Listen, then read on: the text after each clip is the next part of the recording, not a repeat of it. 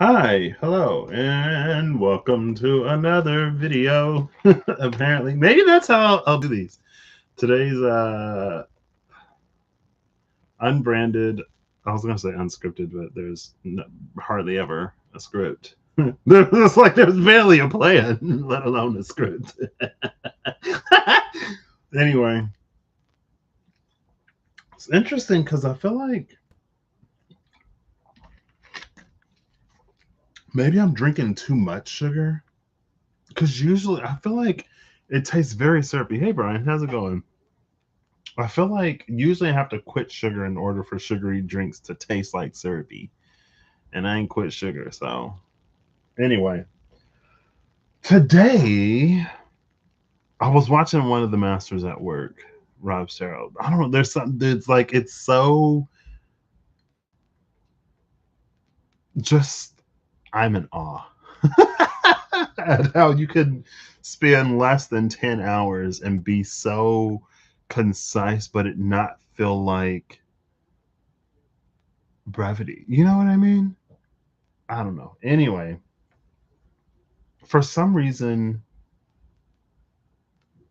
the giant thorny portal Thorn popped into my mind from the Lafirma Oracle cards, and then the Gate of Sahakiel popped into my mind as like a portal gateway that we used to see. And for some reason, I wanted three of them, right? Well, because before Sahakiel popped into my mind, because it's been some time since Thorn has like been popping up, I wanted another one. And so I was like, oh, I could pull around Verdandi. I think that's present in the Fruma. And then I was like, oh, it's like a, because I've been wanting to do a Coco Soco Asoko, like near me, near you, in the distance for both of us, right? And I'm like, oh, that kind of works. Well, so I started thinking about that. And then I was like, well, what am I going to do for like the Coco? Because, well, first, when I was grabbing the deck, the Angelaria Mirror 2, because I was gonna have the Gate of Sahakiel as the Ahsoka anyway. And then I was like, oh, it also works in time since it was the furthest back in time, and the Thorin being the Soko because it's been a minute. And then I was like, but which one would represent now? And I was like, well, what's a card that's coming out as like a portal gateway now? And I thought of the Siren because it sort of draws us near.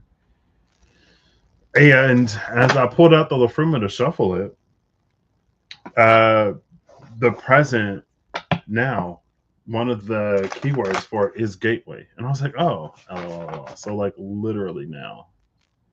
Let's see. It's a little shaky. Also, anyway, so let's go. These feel like they have a little bit more pink today for some reason. Usually they don't. Usually they're just like white. You know what I mean?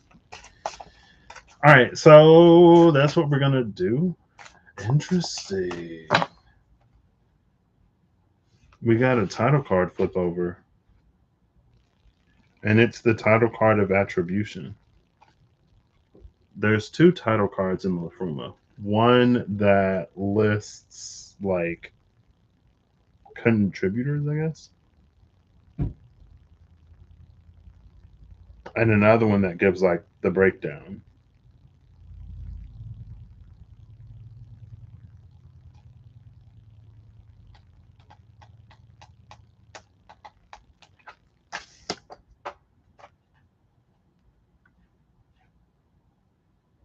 Is that how we're gonna read it? Cause so I'm gonna pull before and after these, but I'm not necessarily sure. I also got my iPhone today, so probably not even gonna end up using Time Nomad, but it's there if I want to. Um, so what was I saying? Oh, yeah. I know I'm gonna pull before and after. I'm trying to decide how I want to read them. And since we got the title card of attribution,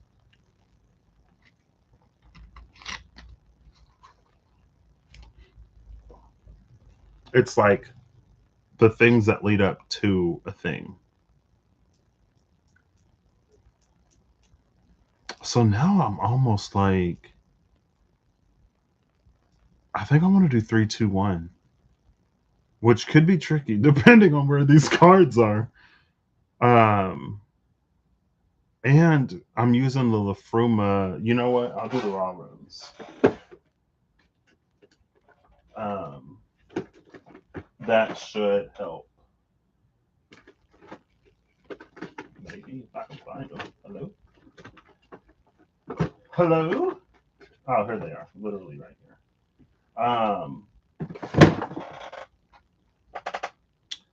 Yeah. And I feel like, I mean, I have used the Lafruma recently, but I feel like the raw rooms are kind of the now moment, even though they are older than the printed edition. They've made a resurgence, a comeback. So I'm gonna use. That's how we'll do it, and I'll put this back in the deck. I think I'm gonna pull 3-2-1. So 3 cards before and after Onwardness now. Actually, no. I'll use the Lafruma as. I'll use the final version as the now moment because it has the present. It has Gateway on the present, and I'm not sure if the Raw Rooms does, and I know that it's still like a giant portal. Thorn is still a giant portal in the Raw Rooms.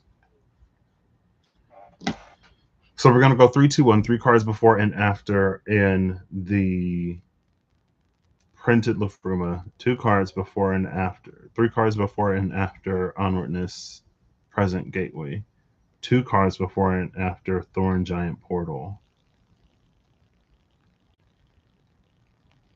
and the card before and after the Gate of Sahakiel in the Angelarium Year 2.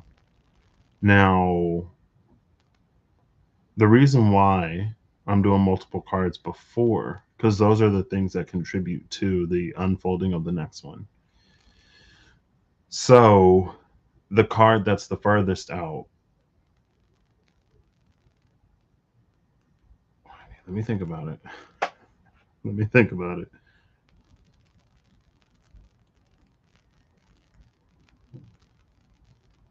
Or maybe 2-1. My thought process was there's like the initial thing to get to that point or part portal. But then there's something that portal contributes to. So, for example, the present onwardness, since it's 3 cards, there's the one that gets us to the present moment. And then there's how the present moment gets us to that giant thorny portal, which is the second card. And then there's how the present moment gets us to the Gate of Sakia, which is the third card. Like instead of it being cumulative, there's something new or something different, some kind of aspect or a further lesson, further learning, or a different application that gets us beyond to the next. And as I'm like, it's giving like nodes, not necessarily north-south node. Um,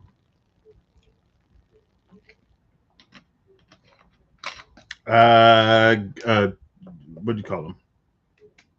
Goalposts, checkpoints, gateways along a thing.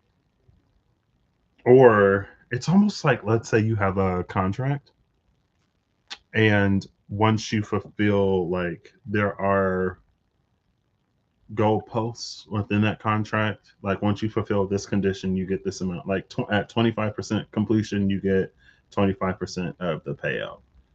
At 50%, you get 50%. At 75%, you get 75%. And then at 100%, you would have your entire payout. Kind of like that. That's like each sort of goal point is a node. And they kind of sort of break down the big thing into smaller things. Yeah. I think that's how I'm going to do it. And I kind of wanted to build it from the Gate of Sahakiel up. even though it's the furthest away.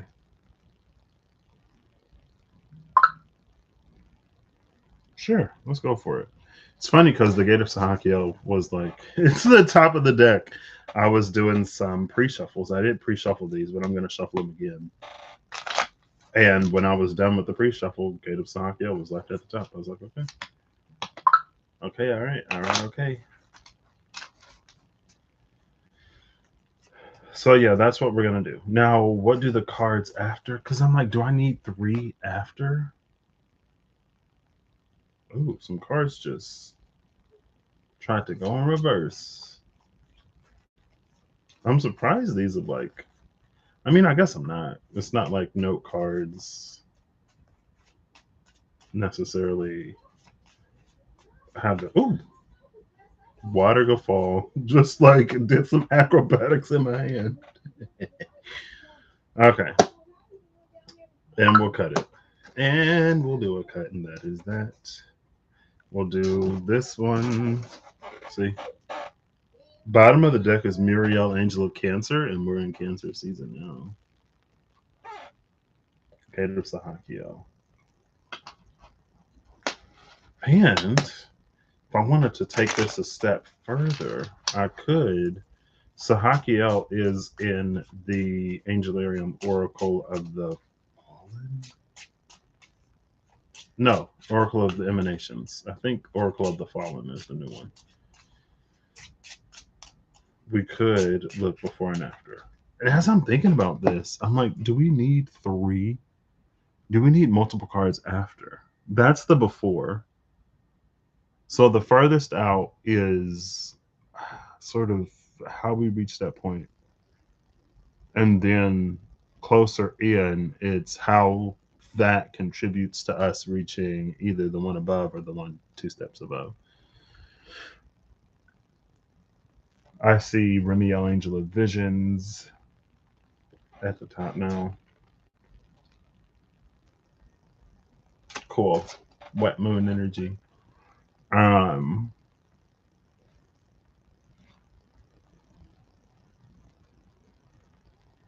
Wet moon is like a crescent moon that's basically shaped like a bowl.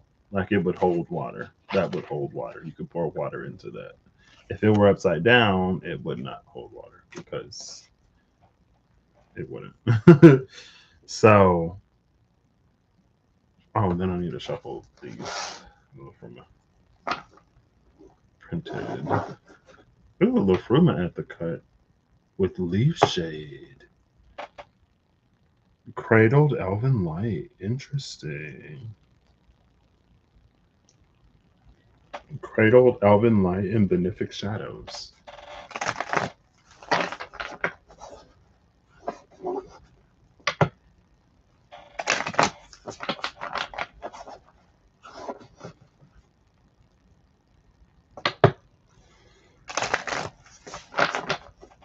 Yeah, what do the cards after symbolize? Great question. You know what? Since I'm using 3 different decks and I'm not using the same deck for multiple clarifiers, we'll pull them in reverse.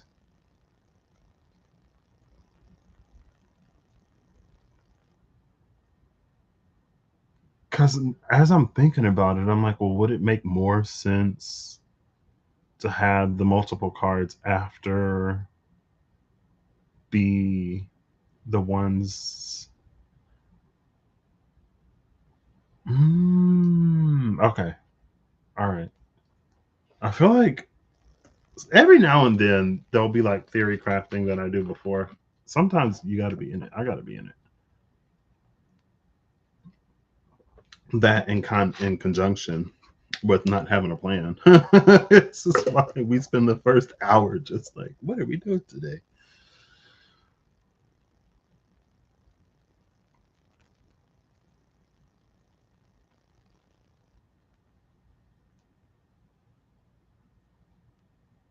I mean, there is a spiral. Like to hear me tell it, I don't. It's not that I don't believe in spirals. I don't believe that spirals are intrinsic. Maybe I feel like they're more necessary than they are intrinsic. Necessary mean it's something that we do because we kind of have to do it, right? You could say that the memory of people in general is so what it is that we have to be re-exposed to certain things, um, or just for like completion's sake. Maybe we can only handle what we can handle, like we can only handle a certain amount at a time, and digest that, break that down, learn from that what we can, and then so maybe there are like further things to learn, digest, break down, etc., whatever. And I don't want to.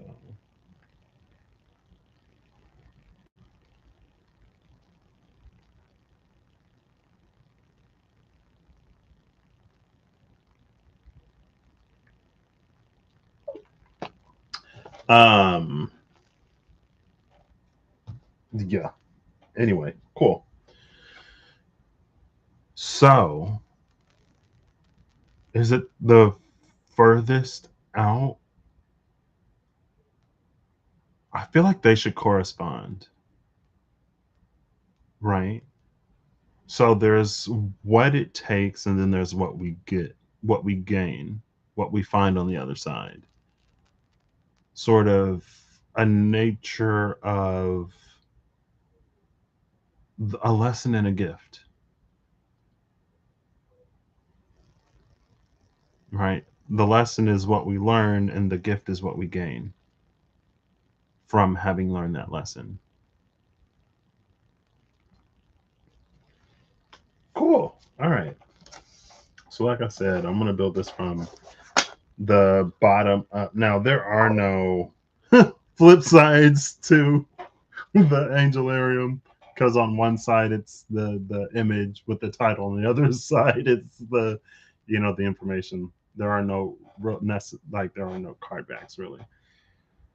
But how I'm gonna do it is the ones that come out before I'm gonna pull face up. The ones that come out after I'm gonna pull face down, and I can do that because I'm not using the same deck to like signify, clarify, clarify as significators.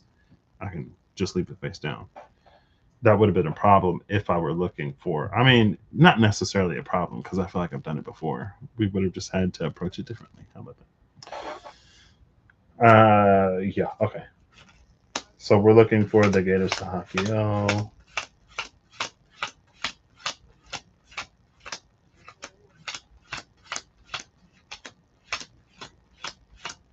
Ooh. Well, I'll tell you, it went from the top of the deck to somewhere near the bottom, which is fine.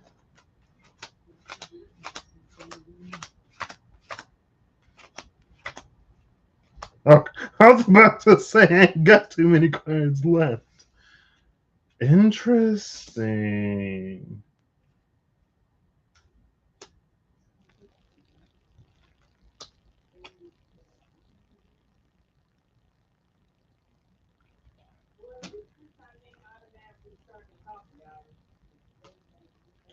So the cards that came out before the Get Up Sakio is Satario, Angel of Deception. The card that came after is Barbiel, Angel of Scorpio. Before the Angel of Deception is Fanuel, Angel of Truth. Excuse me. I don't know if it'll focus. Well, I mean, technically, we're kind of jumping ahead. And after the Angel of Aquarius is the Angel of Scorpio. No, after the Angel of Scorpio is the Angel of Aquarius, and Aquarius is the water bearer. So you would follow the stream to find its source. All right. Now I'm gonna do this, even though I did that one from the bottom, I'm gonna do this one from the top. Yeah, because I want the following cards to remain face down. Yeah, yeah. And so I'm looking for Thorn, Giant Portal. To start with, we have I Learned to Know, Cunning. which in this deck is my solar eclipse room.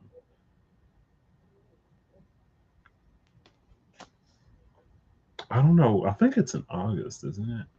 The solar eclipse? I'm not sure. Speared, Gar, Potential, and then the giant thorny portal. And I'm looking 2 cards before and after, so I get my 2 cards because it was the third one. Interesting. And I love it's interesting that it came out in this deck also. We have 333 and a 9. 72 is a 9. And then we have 3 threes. 333 is a 9. Because it's this deck, I learned to know potential.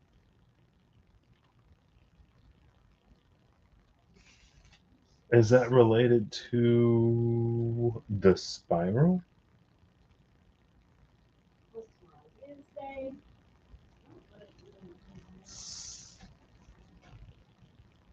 So 2 out, 2 face down. Nice. Bottom of the deck is scent tested stakeness.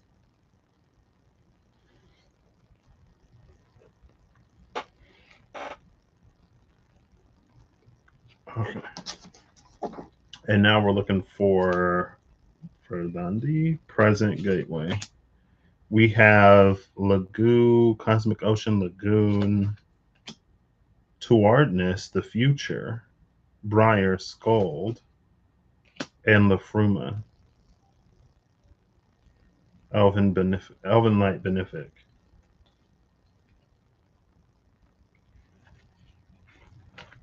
This is interesting because it's almost like these cosmic waters are flowing again, kind of like that Scorpio. Well, I guess it makes sense. With Scorpio preceding Aquarius, the water is preceding the water bearer. That means you're following the water back to its source rather than starting at the source and flowing out with the water, right? You are the salmon, or is it a trout? I think it's a trout that swims upstream.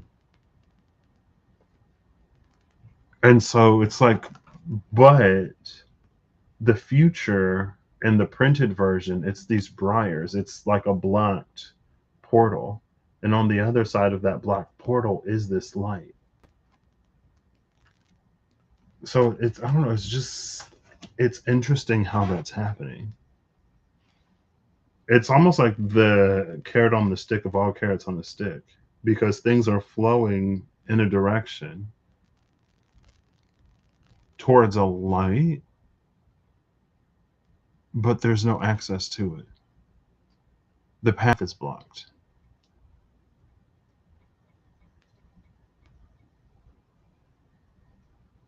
But we're looking for onwardness, which is the open portal. The future is blocked by the briars, the thorns, the thicket, but the present is wide open. But again, how it's naturally flowing. So it's almost like a path of least resistance doesn't have access to something. Hence the nature of like the spiral. Because we need it more so than it is what it is.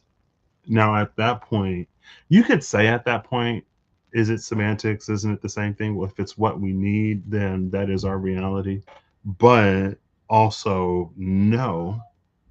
The difference is that if we get to the point where we don't need it, it's no longer necessary and it's no longer a part of our experience.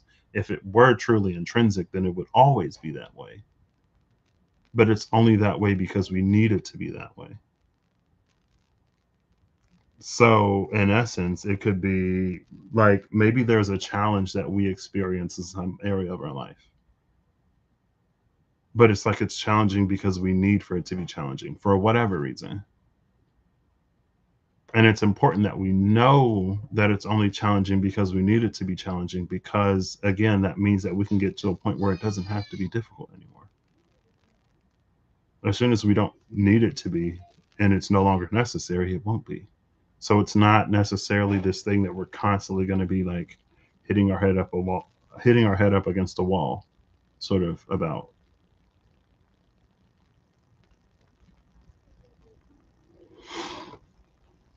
Hopefully, there's like less and less and less and less resistance every time, to the point where we can actually go through. Journey, Earth's grip, and cosmic doubt. Okay. Oh, and we found the present moment. So immediately before the present gateway redundi. See how this one has the blockages and that one's like wide open.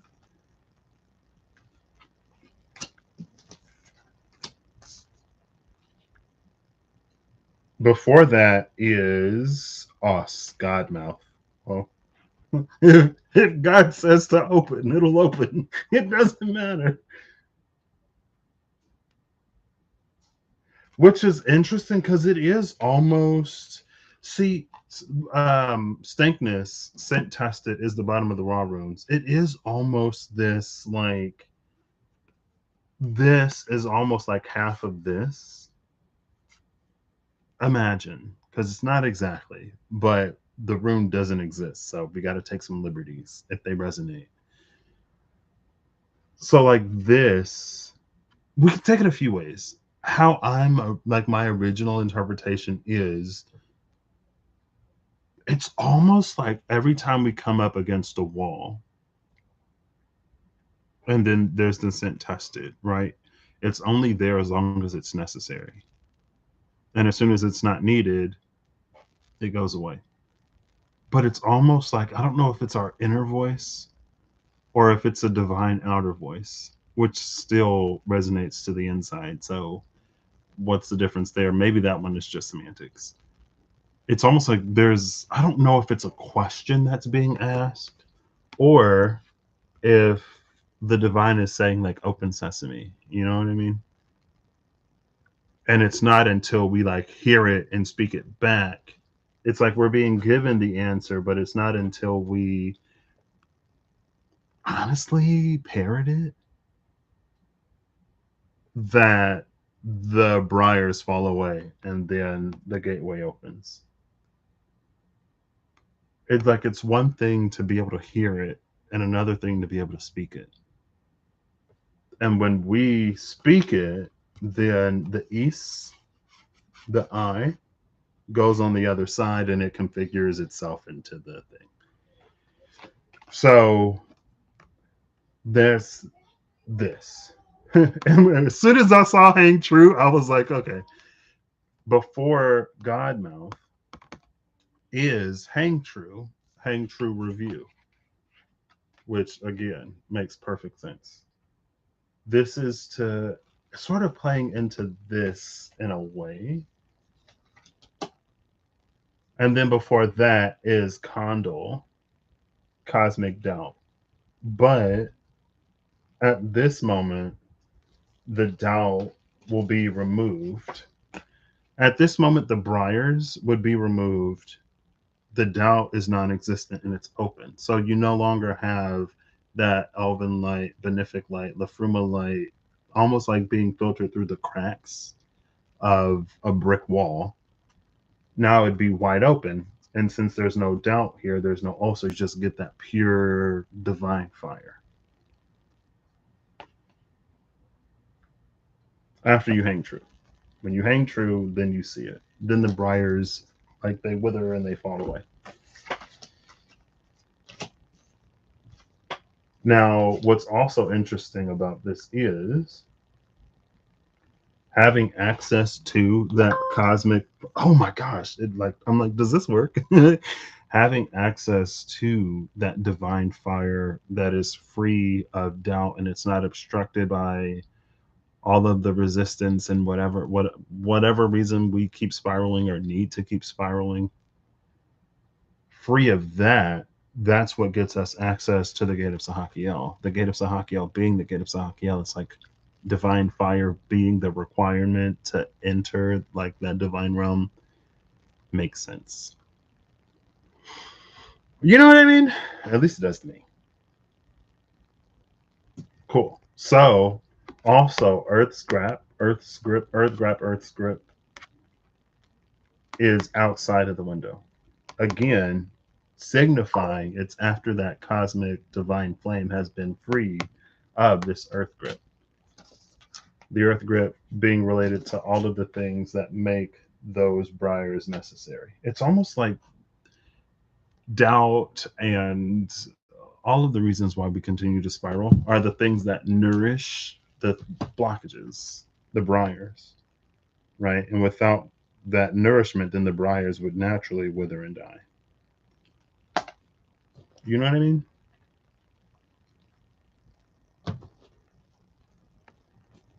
Cool. And then we do the next three. So 1, 2, 3, face down. Excuse me, bottom of the deck here. I take it back. I was like, there isn't necessarily a card here, so we'll have to use our imagination. And it's so funny that it's this card. Bottom of the deck is Perth. That's literally, so it turns into this, and then you put an east on it, and you would get that gateway.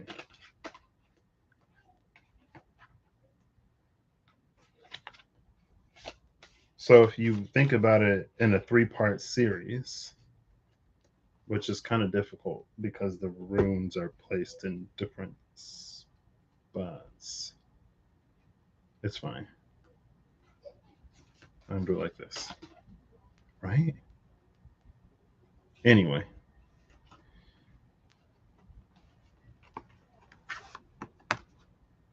It's like you start here and then it drops and flips there to get to Perth. And then you put the east on it here and it forms that gateway. So you can actually see the gateway being built, but it starts with this God mouth. And I feel like the fact that it starts with God mouth is interesting because it almost implies, and even like talking about it, the implication is almost, well, if you speak the word, then it'll work.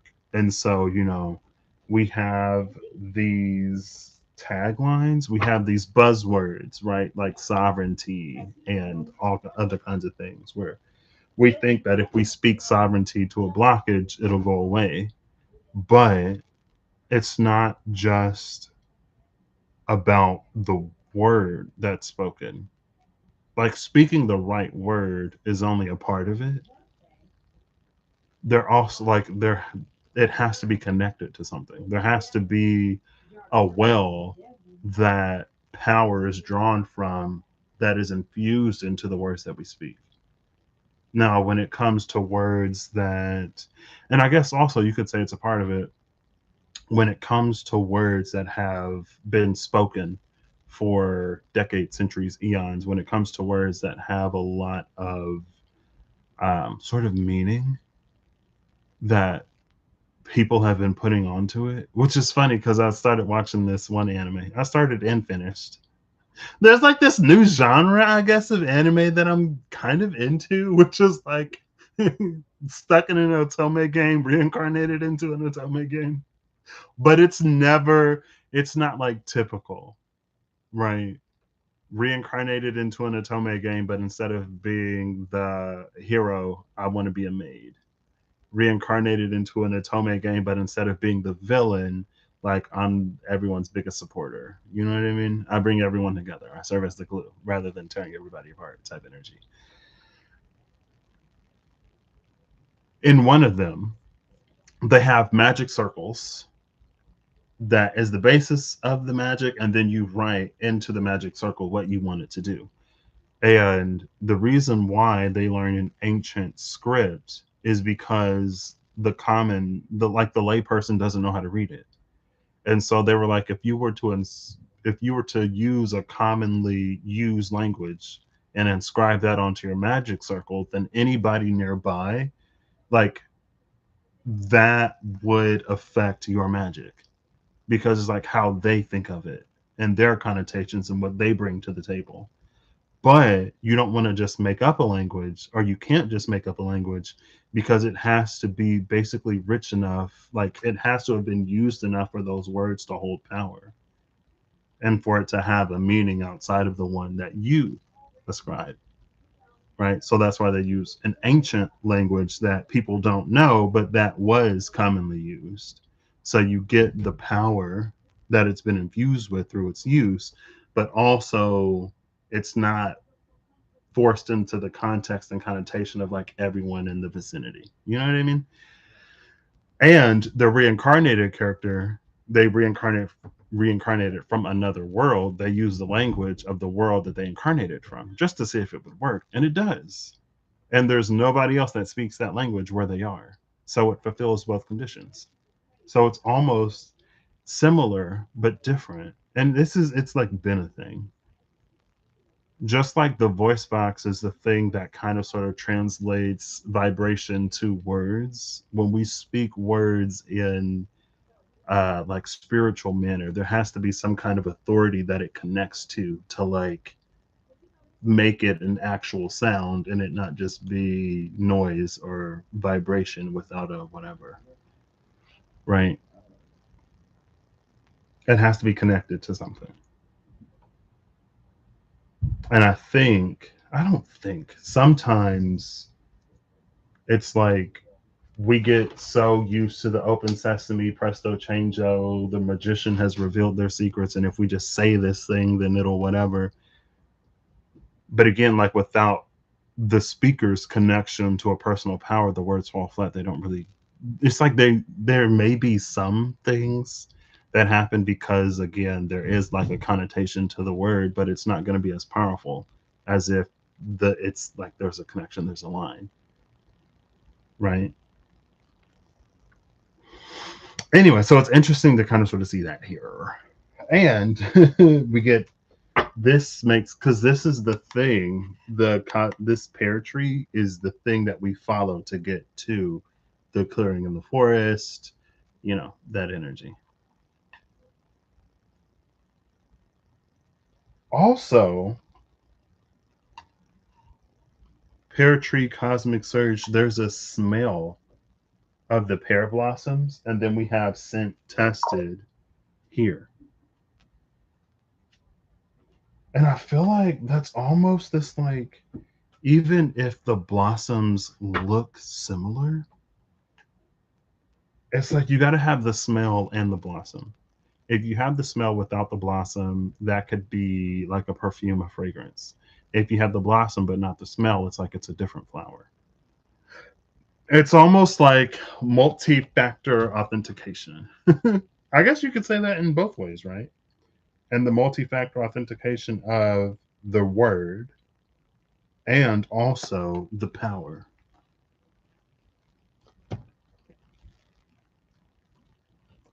And it is kind of sort of like if you have the power, you could speak any kind of word. Almost. You know what I mean? It doesn't have to be necessarily a specific word, because at that point, it's very much like there there's a few magic systems that I'm aware of where it's like some spells, some incantations are like words that you would understand as words, and other incantations are just like noises that like it's nonsensical, it doesn't mean anything, but those noises form this like vibration, and it's like the vibration is the channel through which the power flows to do whatever it does, right? If it is a circle, then it's like carving out the circle would be the incantation and the vibration, but then like filling it with power is what it's connected to, and then it actually does the thing. If you have a circuit and it's not powered, it doesn't matter if it's open or closed, because there's no power going into the circuit. But also if you have power and no circuit, it doesn't necessarily it doesn't flow to where it needs to. You know what I mean? Because power travels along the current to reach whatever. Right. Basically, if you have a powered outlet and you have a lamp, but you don't plug the lamp into the outlet, you're not going to get anything. And if you plug the lamp into the outlet, but you don't have power, again, you're not going to get anything. So it is kind of interesting though. Closest to the gateway, which is the first thing that we find. No, no. Yeah. Technically, okay. No. I'm following how it was lined out. The furthest away is the thing, right? Am I gonna have to go back? Maybe I should have timestamped it so I can rewatch. I'm pretty sure it was like the furthest thing out is the thing. And then when you get closer, it's for the next level, and then when you get closer, it's for the next level. Pretty sure that's how I delineated it.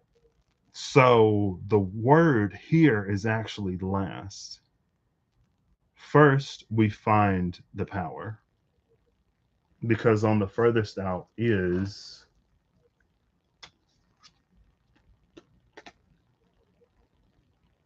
oh hold up, okay, this is like this is kind of what I like about using runes. This is what I like about images in general. You can like use like the image itself is can be a part of the interpretation because we start with Condor, right? And then with Hang True, because Hang True was next, you flip this. So instead of it being angled up, it gets angled down. And then you see, oh, well, you got to flip it and break it. You flip it and you put a bend in it. But there's also a hook down here. You see that it's like the hook here. Flipping it is one thing, finding that bend is another. And then, yeah. And then there's more flipping that has to be done to go from this to this. To go from this to this, you got to flip one of these. You would say the bottom one. You got to flip it and drop it. Okay. Because I feel like if I was reading it the other way, we would find the word first and then connect it to power. But reading it this way, we find the power first. So, our first approach to onwardness, the present gateway, there are three portal gateways. There's the portal of the now, there's the giant portal of Thorn, right? Thorn, portal, giant. Oh, if I can grab it.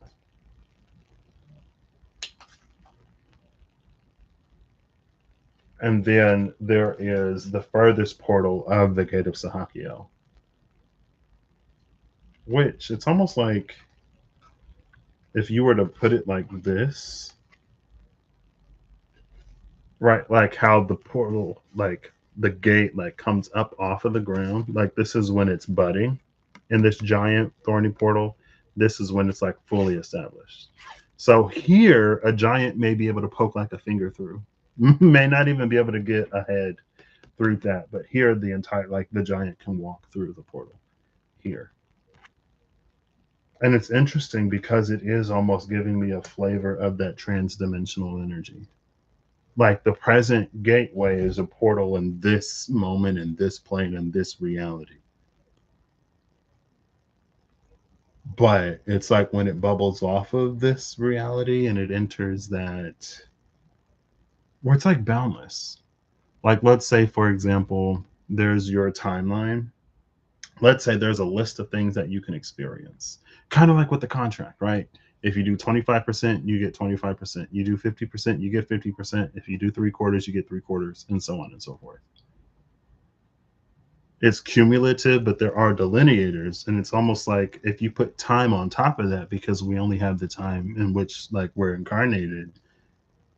So it's almost like the present portal is a boost to this current timeline.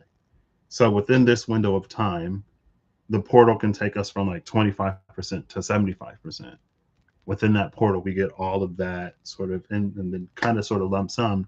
But after this time, maybe we get up to like 100% and then whatever. Or it extends beyond the 100% to bonuses 110, 120, 150, 175, 200, and so on and so forth. It's like it packs more of what we would sort of already get into a space where we can get it. But when it comes to like the giant thorny portal, then that's like things that we wouldn't necessarily naturally get access to, if that makes sense. That's when you like, if we use the vernacular, that's when you're like skipping timelines or you're going up in density or dimension, right? From 3D to 5D.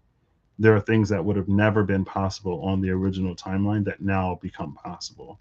And then when it's a giant thorny portal, it's like rather than bits and pieces of the experience coming through, you get like a whole new life, a whole new world, or you enter as a whole new person. If we use the common vernacular to like, I feel like, okay, so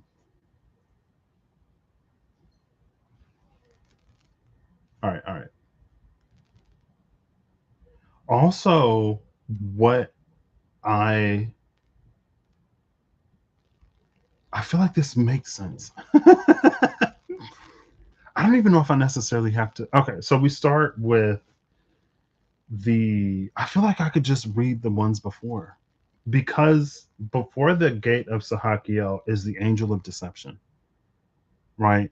And then, if you remember, just through the Lafruma printed edition alone, we saw and I literally just put them back. I should have just got them out.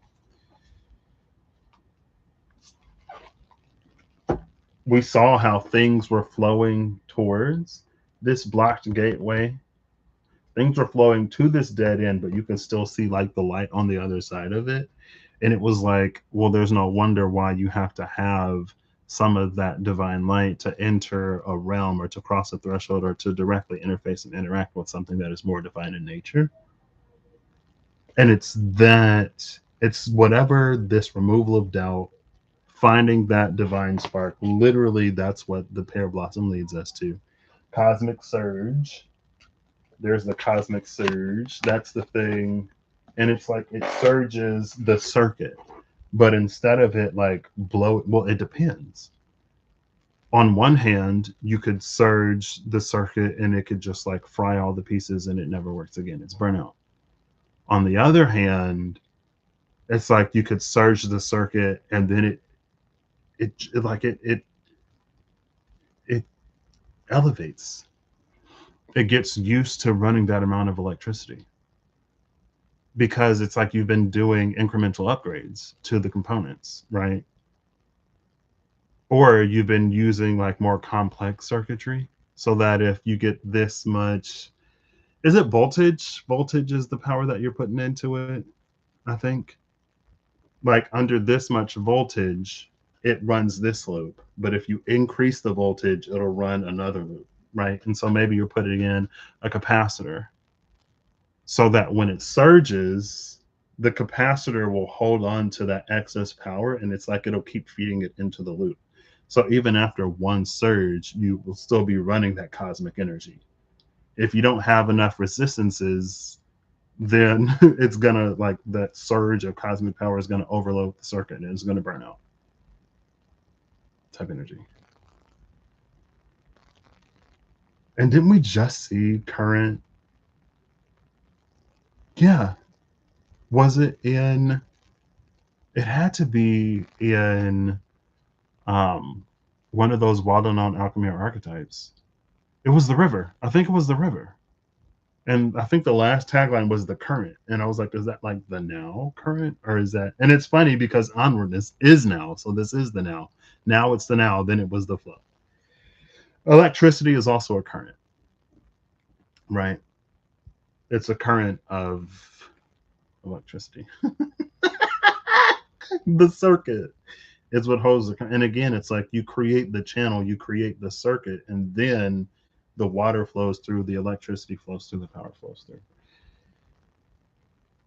So all of these pieces combined is what would get us to see beyond the deception of Satario. And like that being Satario deception, it's giving me the Ebony Shield in the SKT Vitruvian edition in her capacity as the Divine Temptress. Right? It's like it'll offer us something lucrative. It'll give us that impossible, what is it? It's like a deal or a gift or whatever that's impossible to refuse. And then we take that, not knowing that what lies on the other side is so much more and it's so much greater. But like that's her job, her role, her purpose, and her function. Because what lies on the other side is like it's similar to that ivory shield where it's like it's sacred or holy or it's something to be used for a certain reason or by a certain individual, entity, energy, whatever. Through nature and virtue of what it is. It's one of those like you don't want it to get to be in the wrong hands. So like if you would use boundless cosmic power just to make yourself rich, then she'll offer you money. You know what I mean? Because it's like there's a purpose behind whatever. Anyway, even though like I guess that's a flavor of deception. I mean it kind of is. Because it is in the way of like if someone knew that if they were to refuse that thing that they can't resist or the thing that they can't, it's impossible to say no to, that they would get something greater, then they would refuse it and they would take the thing that's greater. But the divine temptress doesn't tell you that if you refuse this, then you will get access to something. Like if you don't take $1 million today, I'll give you $1 billion tomorrow. Who's going to be like, oh, well, well, there is that. But at the same time, you're like, well, tomorrow's not guaranteed. Tomorrow's not promised. Anything could happen tonight. Well, what are you going to do with $1 million today in this 24 hours that you couldn't wait? You know what I mean? I guess you can go out with a bang. It's like, but if she were to say that, 99% of people would wait until the billion, would wait that 24 hours, right? But again, it's like you don't lead with that. You just offer the million. And so, anyway, I feel like we've done all of this and kind of cut out the middle. So let's try to do this how I was planning it or how I thought it out. Right? Should we do it like this? Sure, why not?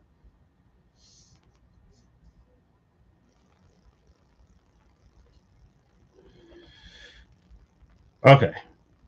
So this ulcer condo cosmic doubt, the 44. And it's interesting that it's 44. Also, I don't know if y'all saw it's what is it, NRICC 31, nonsensical read ICC 31. I think it was NRICC 31. When it's the one that's like liberation for the boundless and blah blah blah blah blah for the blah blah blah and the whatever for the whatever. I don't remember the whole title. I started to like retitle it, but I don't know. Sources inform me, question mark, that a miracle or two may be on the way. And I didn't even clock at the time because 5, it was the 14 plus 5 to equal 19. 18 was what we had to beat. I didn't even clock that the 5 that I contribute was the same as the 5 that was the number of miracles. I'm pretty sure 5 in the Star Dragon is miracles. But 44 is what was required, right? I rolled the D100 twice to see what is required and if I have enough coins to just, donate some. I had 55, it required 44. 44 is right here. Just that in and of itself. I was like, ooh, 44 again, interesting. 33 is on the table. So we get the spark. It's cosmic doubt. It's an ulcer. It's access to the spark, but it's inconsistent. It's in and out. Excuse me. But that gives us an access to the present moment. That gives us, it's an ability to be present in the present, to be conscious in the present. And you could say, like, an application or a low hanging fruit of this is when, like, there are times when our choices and decisions will be made for us, either by patterns or by trauma or by joy or anything else, right? Like, when it comes to a trigger, it's like we sort of go down this behavioral route before we even really get a chance to be present and make a decision because of what's triggered up. When it comes to like a joy or a carnal whatever, it's like the thought of doing it fills us with such ecstasy and pleasure that we kind of sort of do it before we even really stop to think if it's something that we should do. You know what I mean? And so it's like it's this ability to be present and conscious and aware in the present, to make choices and decisions in those spaces, in those times where the choice and decision would be made for us, right? So if it's like you could say like a poverty lack consciousness, and there's something that pops up, there's a job, there's an opportunity, there's someone's like, hey, I'll give you a little money if you do something for me, and because we need it, we say yeah. And then we could end up in a whole whatever when the next day uh, an opportunity that more aligns would have come along, right? But because of the circumstances and situation, and it goes beyond being in a circumstance and situation, because the circumstance and the situation is what a circumstance and situation is. And so again, it's like there is a certain level of faith, intuition, discernment, trust that makes it easier to, even if we are in a certain circumstance or situation, to go, no, even though this is something I really, really need or could really, really use right now, I'm gonna have to say no. I'm gonna have to trust my intuition and discernment on this one. I'm gonna have to say no. And we don't always sort of find out. Um, that's interesting. Anyway, we don't always find out what would have happened if we had said yes, but sometimes we do, right? And it could be something that's like not even nefarious, right? It's like, it could have been like gig work, but there was an accident on the way, or like a field caught on fire, or there could be some like disaster around it, even if the thing itself wasn't nefarious. It's not necessarily like doing something shady and under the table, and then that's the day that the police decide to raid and you get caught up in everything. You know what I mean? So this, and it's because of the cosmic doubt at this point, it's not necessarily consistent. It doesn't necessarily have to be all the time, but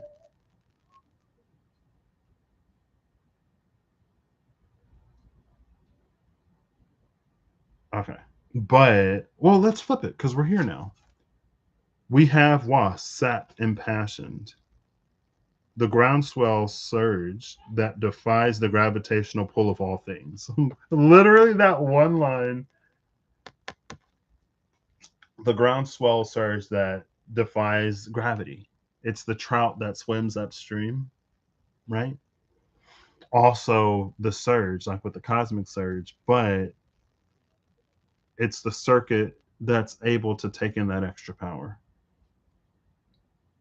And maybe, again, maybe it can go beyond just taking in that extra power, and it learns to, like, it propagates it within itself.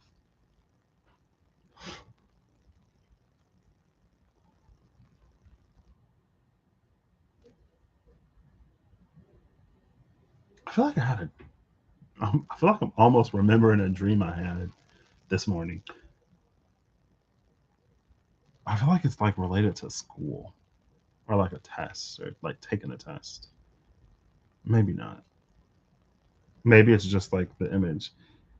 It's fine. Okay. So sap impassioned is the gift.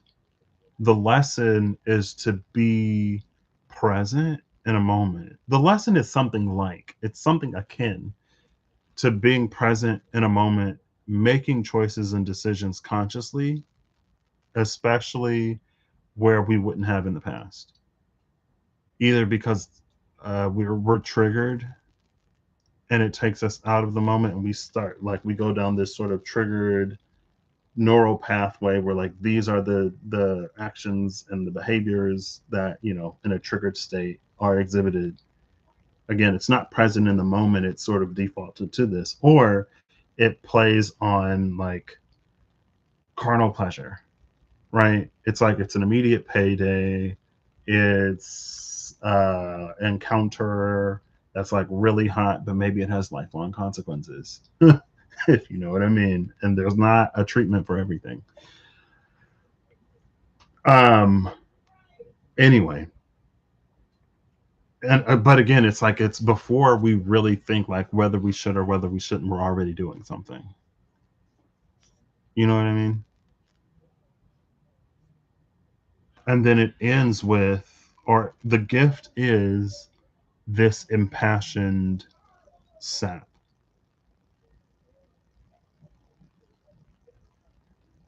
So it's almost like the, with the example of that divine temptress, right? Who's like, hey, I'll give you $1 million. Why not? But like, if you would have waited 24 hours, you would have gotten 1 billion. But again, she's not going to tell you that, because her purpose is specifically, she is one of the guardians, one of the gatekeepers of that $1 billion. You got the ivory shield that just like is a wall, and the ebony shield, which is like it'll tempt you to go another way. It still has to be enticing. And I guess it's funny because again, that kind of, well, that's the point. I was gonna say it kind of plays into that whole like, you know, it doesn't always have to be like triggered into a trauma response. It could be um chasing dopamine. It could be like a dopamine chase or a dopamine rush type thing. Remember, like, yeah, it could be like, I don't know, adrenaline for a thrill seeker. But it's like, again, if you hold off on that, then you will get something better. And this was is the beginnings of that something better.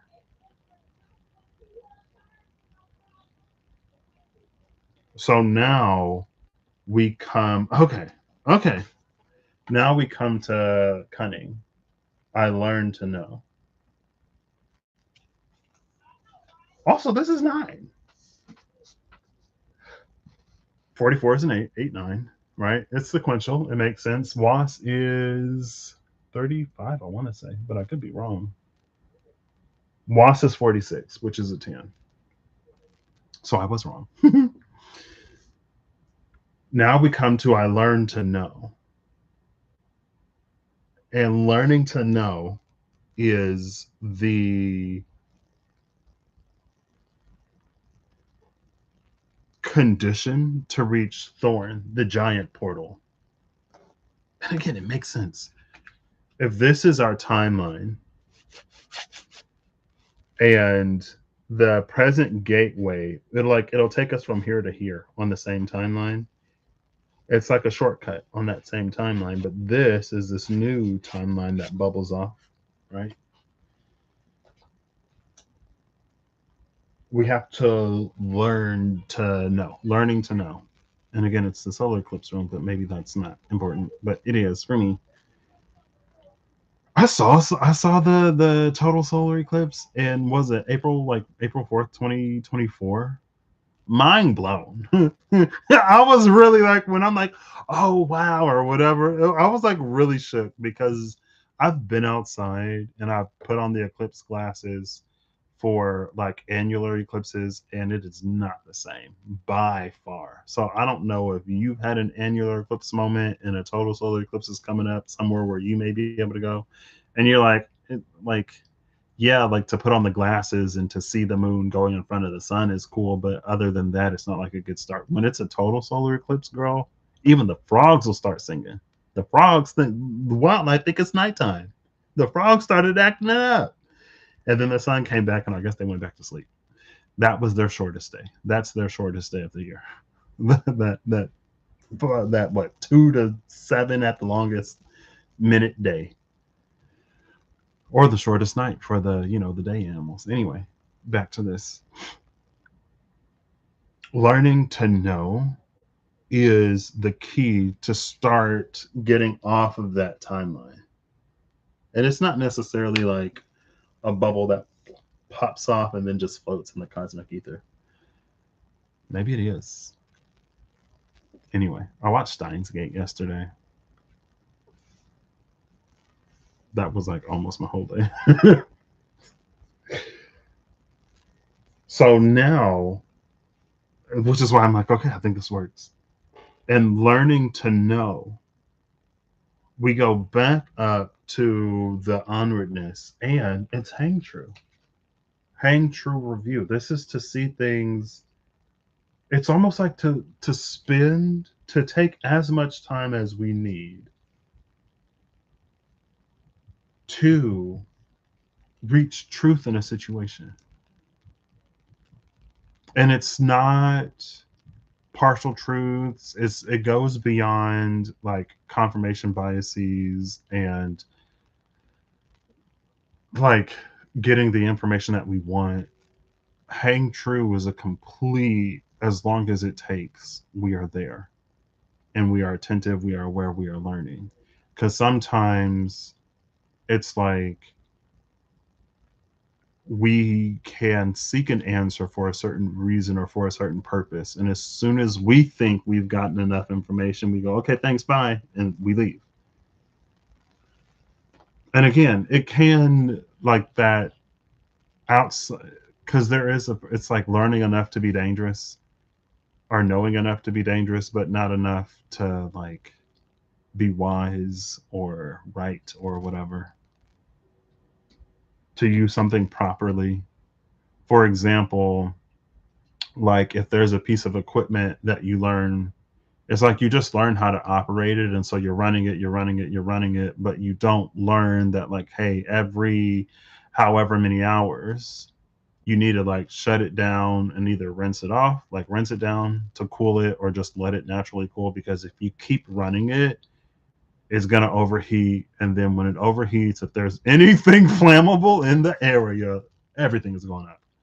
If there's nothing flammable, then it's going to catch on fire. I mean, I guess either way, it's going to catch on fire. And if those flames can spread or make something worse, then it's going to be very, very bad. But it's like we don't necessarily, even if we like hear it, it's like that part isn't necessarily ingrained in us, that like you have to let it rest every few hours. Maybe we're like, oh, like, well, we can be more productive if we don't let it rest. And it's like, yeah, you can be more productive until it causes an amount of damage that is more than, it's like the cost in repairs is significantly, like orders of magnitude more than the loss of productivity in letting it rest. If you let it rest for an hour, then you'll save yourself a year's worth of productivity in repairs and damages and everything else. And also, like, while you're doing those repairs, the machine isn't running, so you're losing out even more. That year's worth of productivity is just the cost to cover the damages. That doesn't even account for the losses that you take while the machine is down. So again, it's much like it would behoove of you to take that hour, to take that loss. It would behoove of you to learn how to rest before you burn out. It would behoove of you to, you know, take a vacation or to spend some of that in like fulfilling, rejuvenating, rewarding ways rather than just because like the loss is comparable. The loss is negligible in terms of what you would lose in case of burnout or whatever. And this hanging true is what helps us learn to know.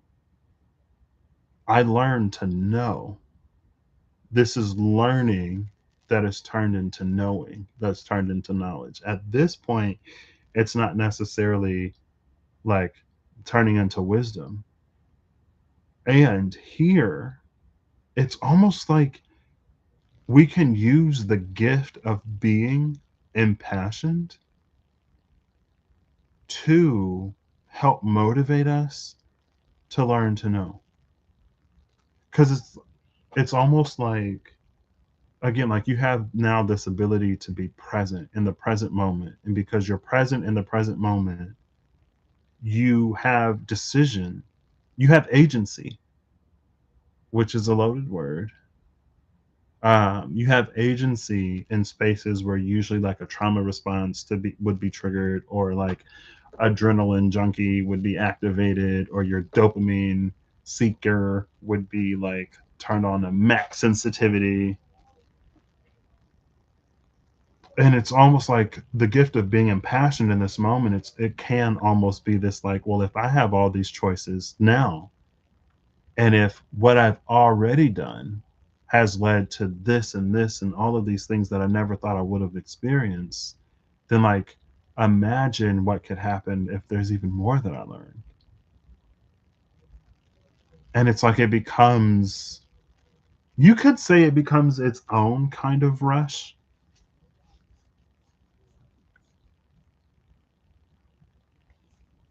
And that helps us stick to something as long as we need to turn that learning into knowledge. Excuse me. Now here it reads like there is a divine element here. Like there's something that the divine wants you to know for whatever reason.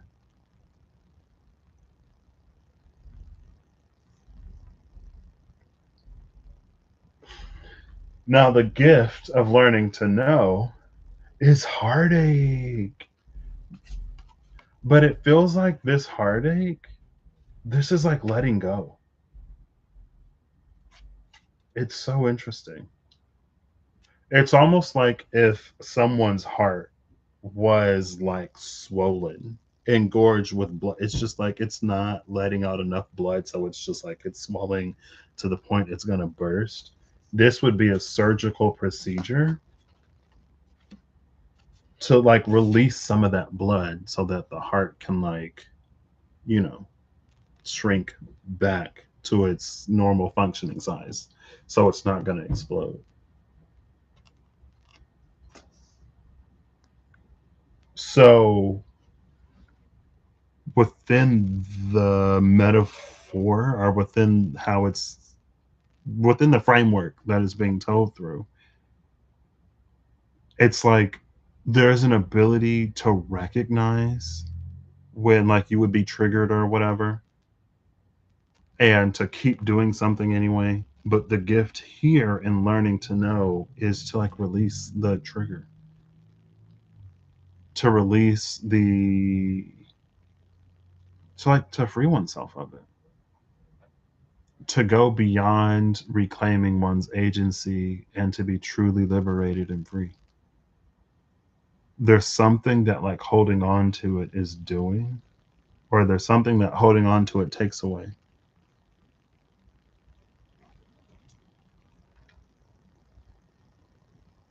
It's fun. It's almost like in real time, quote unquote. we're reading why the spiral is no longer necessary. This is one of the things that makes it no longer needed or necessary, so it doesn't have to exist. It's not going to swell in these areas anymore. And then we have AIM, Ignite Water Meadow, 22. We got 22, we got 33, we got 44, MO.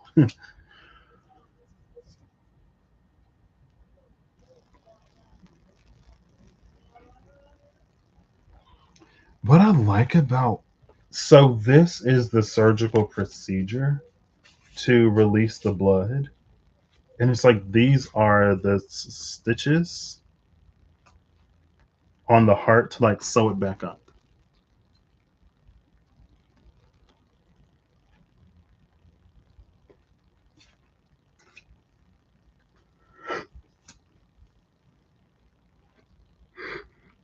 Excuse me. Also, I like Ignite and the Water Meadow. It becomes a space where water and fire can coexist. And I learned to know hang true. Again, it's given that like heavenly fire is water on earth. And the whole point of this is to eventually get to the point where one is like they got at least an ember in their veins, right? There's water that, we're like however much percent water. But then it's like a touch of fire. And that touch of fire is what that stankness is like smelling for, scent tested.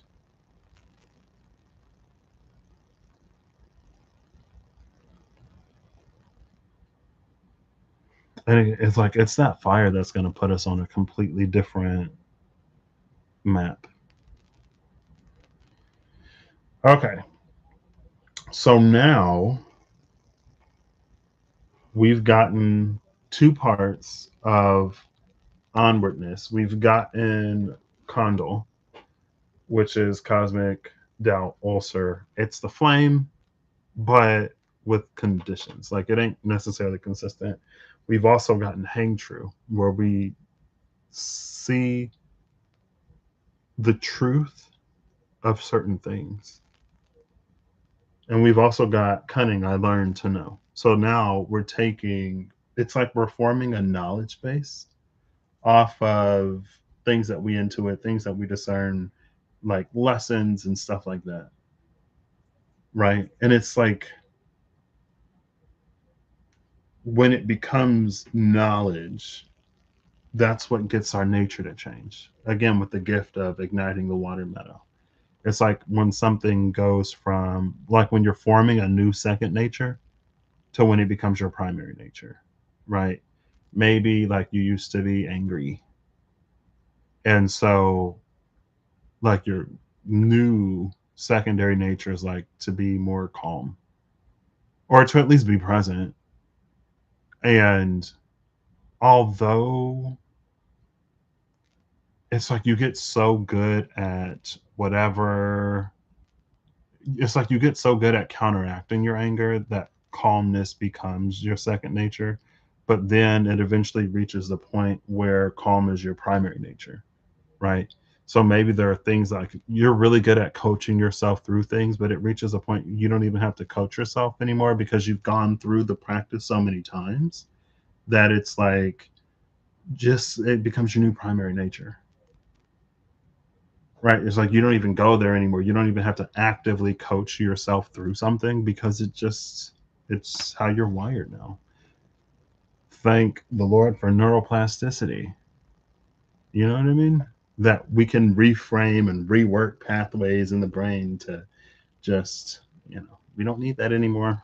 And then it just gets phased out.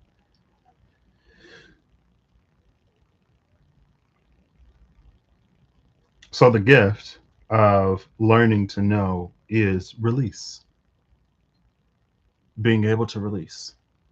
The gift of hang true and condor is like a pep in your step, the return of the spark in your life. It's an ability to be present in more and more and more moments. And also, again, to ignite that water metal, where you can hold on to that spark. Or when that spark can exist in the vicinity of water and it not be put out.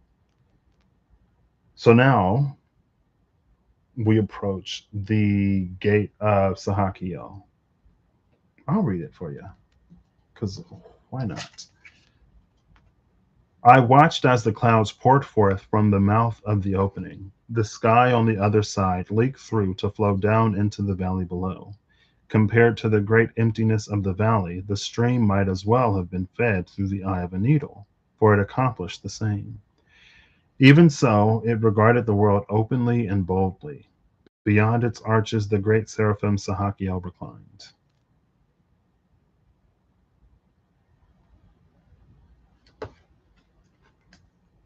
Oof, it's a portal out of a world of emptiness.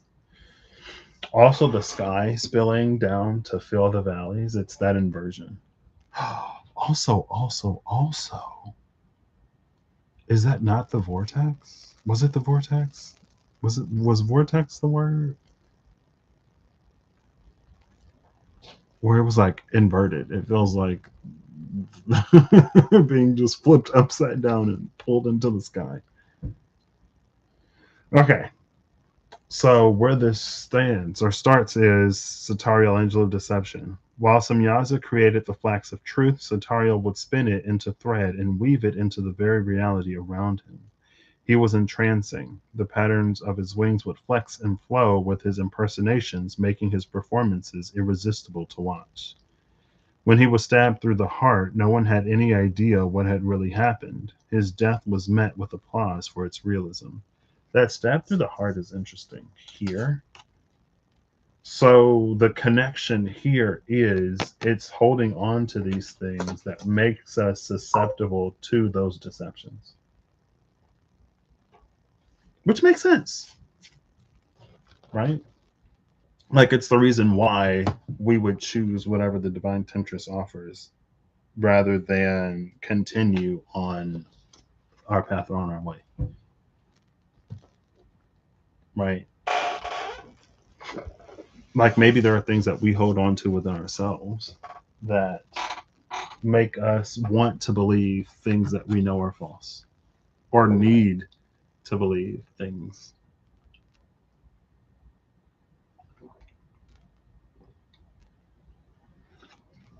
So again, the gift will help us here.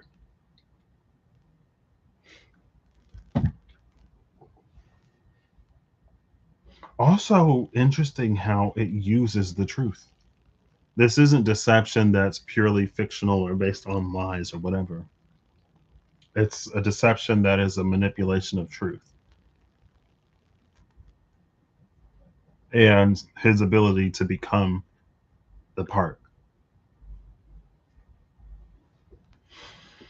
Now, what our final piece to the present gateway. So, what really separates this? So, that learning to know is the beginning of it shifting into a different dynamic paradigm. Paradigm. I love the word paradigm. I like saying it paradigm. I don't know. I'm like obsessed with paradigm. Um, I don't use it. I know it's paradigm, but it's a paradigm today. We're shifting into a paradigm where it's pronounced paradigm and not paradigm. How about that? Paradigm. That's let me stop. Okay, focus. So, but like now we're like again really separating off of this fluid timeline to make that portal big enough for a giant to walk through or to enter the realm of the true giants, right? Not those. I don't want to say it that way. I was gonna say not those Nephilim monstrosities, which is so rude and so disrespectful. But the realm of like giants, right? There are the giants that we know of as giants because compared to us, they're giant. But then there's like I guess you could say the Titans, the ones that are giants to the giants. It's a relativity game, right? Like people who are, imagine like being 6 feet tall, and everyone's like, "Oh, you're so tall, you're so tall." But you live in a world where people are like 6'5", 6'7", 7 feet tall. You go to the tall people convention and you're the shorty. It's like, oh, you're only 6'2". That's so cute. Anyway, um, so then we come to this God mouth, which is the key, the final key. Well, it's the third of the three to open or unlock this present moment gateway. So we've had the cosmic doubt. We've learned to know. I feel like again, there's such a like a fluidity. I was gonna say flow and then parted my mouth to say fluidity. Um, to this because it's like we've released whatever in the process. We're in the process at this point of releasing the things that keep us bound, right? We have the capacity to hold this divine spark and to be in the realm of water, and they not compete with one another. The water isn't trying to douse the spark, and the fire isn't trying to evaporate and boil away all the water. There's no competition here. And I feel like at this point, it's really interesting. And we actually see it in the second card. At this point, it's really interesting because it feels like you could say the prevailing, I could say, I am going to say it. It's my conception of what the prevailing attitude kind of is, which is to go full fire, to lean so heavily into that heavenly divine fire, to evaporate all the water, to be, and it's like to be a being of fire on earth is to literally just burn everything. Nothing could grow in our vicinity. And it goes beyond cleansing and purifying through fire the things that need to be cleansed and purified, because also, earth is meant to be luscious and green. It's meant for things to grow, and they can't in fire. I don't think anything grows in fire. I mean, you get like what, some kinds of bacteria, maybe, and around like magma pools. I don't think it's cyanobacteria. I want to say cyanobacteria. I think it's a bacteria that starts with a C. We'll Google it. Cyanobacteria. What is cyanocobalamin? What's this? It's a drug. It's a synthetic manufactured form of vitamin B12. Okay. Not what I was looking for. Cyanobacteria. I don't think it's these. Photosynthetic bacteria, blue-green algae play a crucial role in ecosystems by producing oxygen but can form harmful blooms that release toxins, causing health issues for humans and animals. They exist as single cell filaments or colonies in diverse environments from oceans to hot springs and are vital primary producers in the food web, though some species can be toxic, leading to illness or even death in animals and people. I think it was that like hot spring that was really bacteria. Let's go heat resistant. Heat. Does this matter?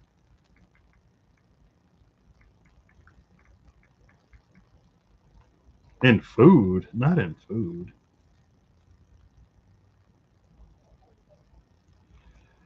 Heat resistant bacteria are microorganisms capable of surviving temperatures that would destroy most other forms of life. Depending on the species and their survival methods, they can endure conditions ranging from standard boiling weather to extreme environments like deep sea hydrothermal vents. These heat tolerant microbes are generally categorized into two main groups: thermophiles and spore formers. Thermophiles are a type of extremophile that thrives in naturally high temperatures, typically between 60 and 80 Celsius. Hyperthermophiles can even survive temperatures above the boiling point of water, which is 100 degrees Celsius. The cellular structures feature heat stable proteins, specialized membrane lipids, and tightly packed enzymes that resist thermal denaturation. Okay. Again, I mean, that's the proof. Like, that's the only thing. We would return to primordial soup, a world in which there are only microbes and no other forms of life. And it's like the just going back to like the prevailing, my interpretation of the prevailing attitude would be like basically like this full embodiment. But with this being God mouth, and even with how it came out, it's like it's like it speaks through you, or it runs through your channel, not necessarily consuming you to that point.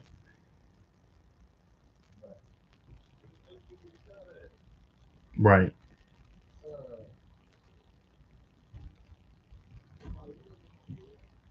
And maybe more interestingly, that wouldn't, it's almost like if that would be the approach, then rather than watching the play of deception, one would take a role, right? Rather than being in the audience watching Satariel on the stage, to go the route of full, it's like to go full water is to be in the audience.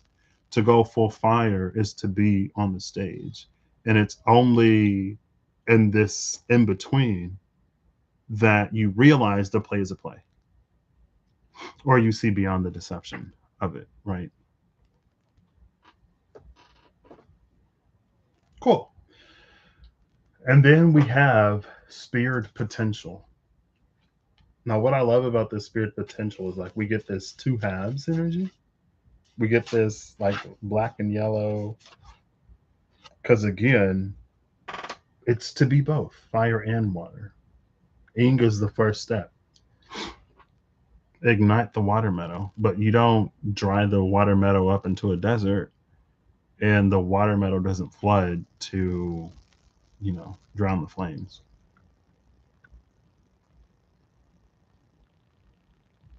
Cool.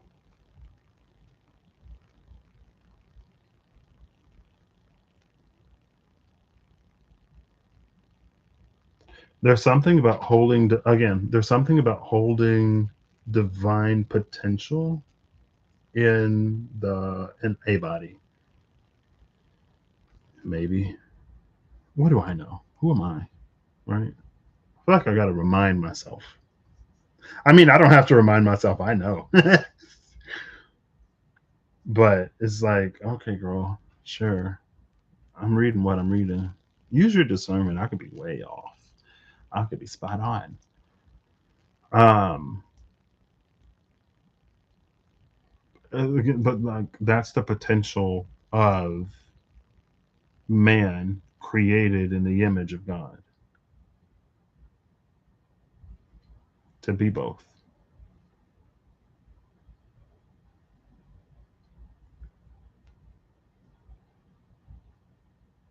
in a way that acknowledges the bothness. I would say, I would add on.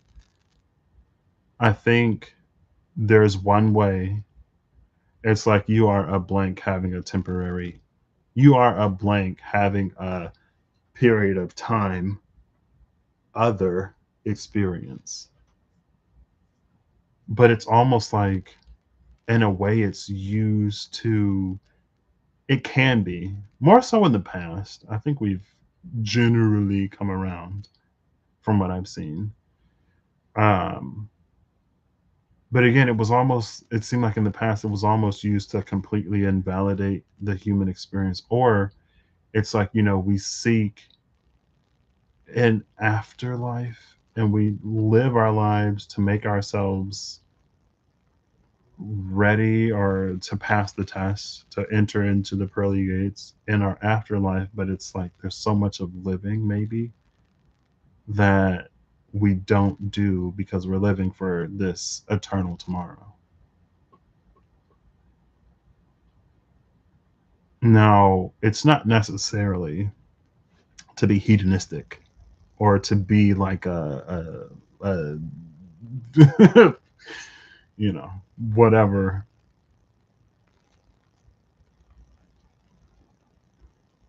And again, this comes after hang true. This comes after learning to know.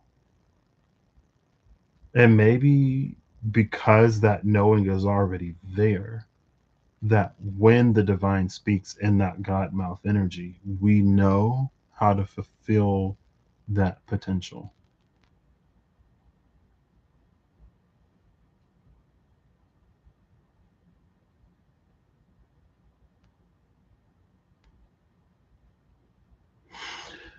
And so the gift of spirit potential is at burst and burst free, burst out and free.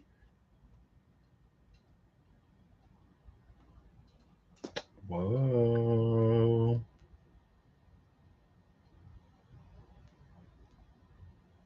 Maybe it is the thing that's bursting free the flames of that divine spark. Is it like when the doctor from Doctor Who regenerates and it's all like bursting free and then he's like reborn? The gift of us God mouth is 12 static needs. It's more so the image. It's balanced in the top and the bottom. And it's centered on that I. It's centered on the self. Right? In the present gateway, we stand sort of against the divine, holding this sort of energy open or keeping it open. But this is centered on the self, where the person becomes, you could say, where the person becomes the portal.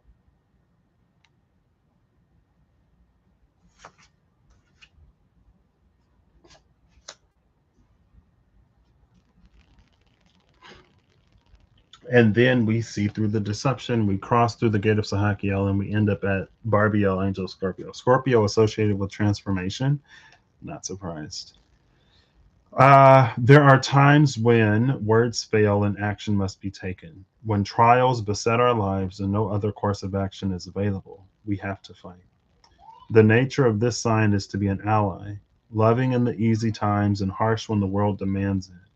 Barbiel is our sword against the darkness. It is our power to strike back when necessary. I feel like I want more. You know what I mean? I feel like this has gotten us. It's been amazing. I feel like honest. Well,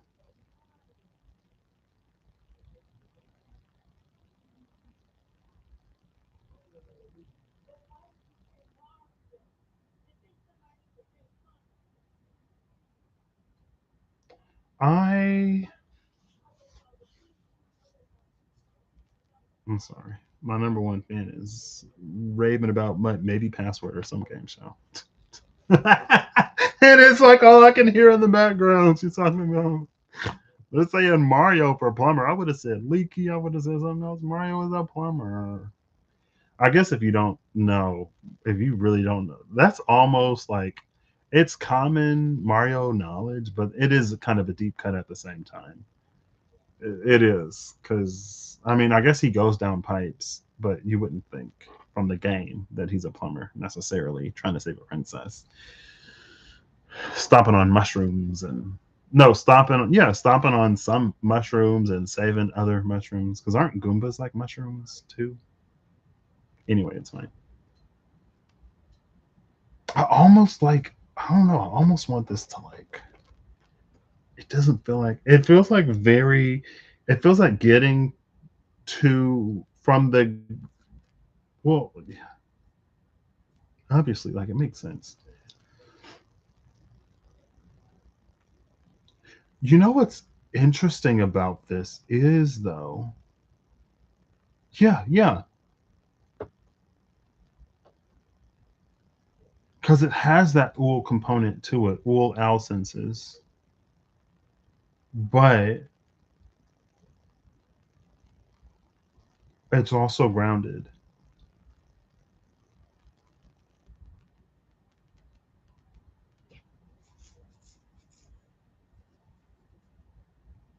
I mean, again, like there's the energy of like you being a walking portal, and then on the other side of the gate of Sahakiel is you being a sword against the darkness, or one of the swords, you being a sword against the darkness that has the power to strike back when necessary, but to also be loving in the easy times. And again, in one of the truest senses of like present and presence. I don't know. Part of me is left slightly unsatisfied.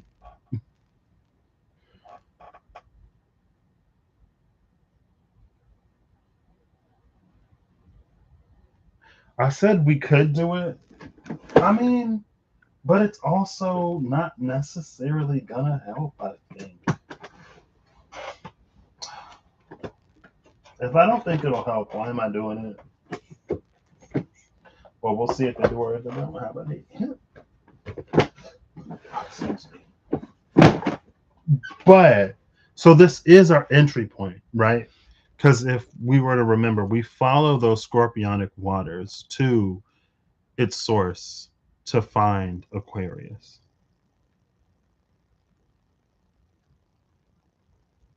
So yeah, I guess, and the gate, like the portal pops up for the giant to walk through. If you are the giant, you meaning if this resonates for you. If it's not you, it's not you, right?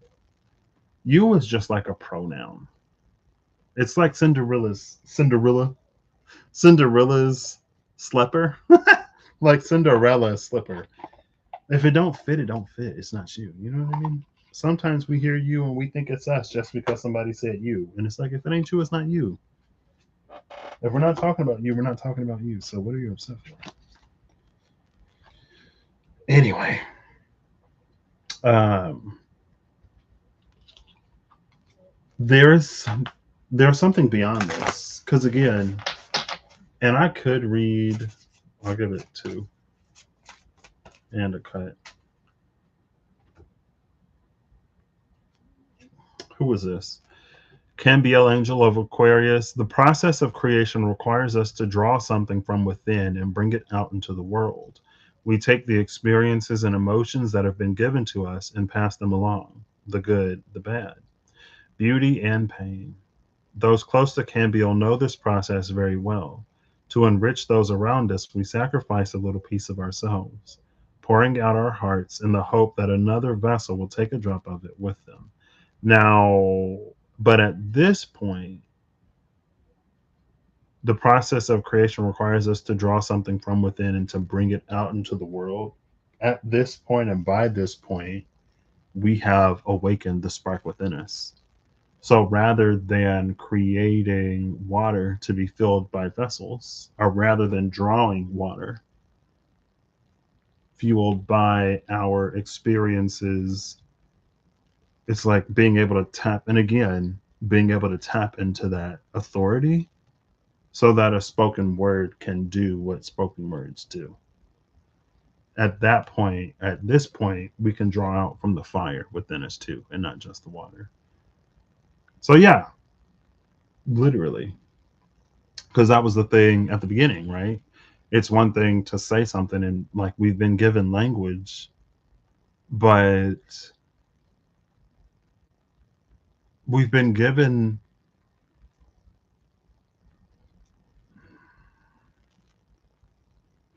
it's fine. That's what we were talking about earlier, right? We got the circuit, and the circuit is powered with that cosmic surge power and not just, whatever. Part of me is like, I don't know. Who am I looking for? I'm looking for Sahakio. And I'm flipping through these cards like I remember what Sahakio looks like. Oops.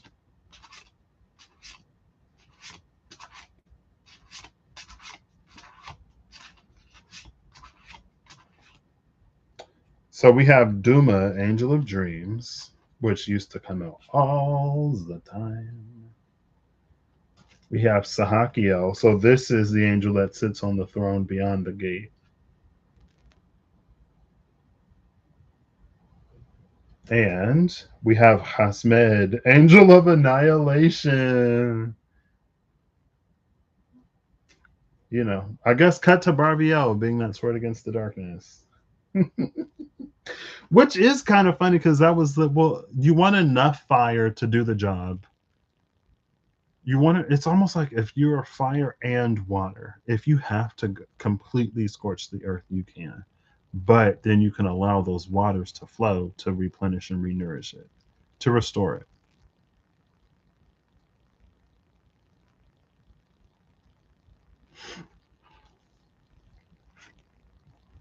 Oh, there's nothing on the back.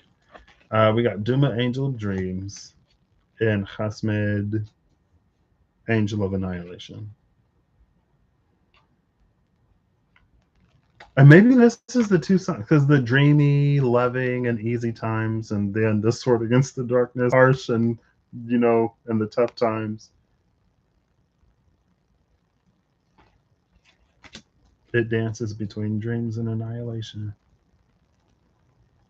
Am I going to read the book? Sure, why not? We're already here. We're already here. Might as well.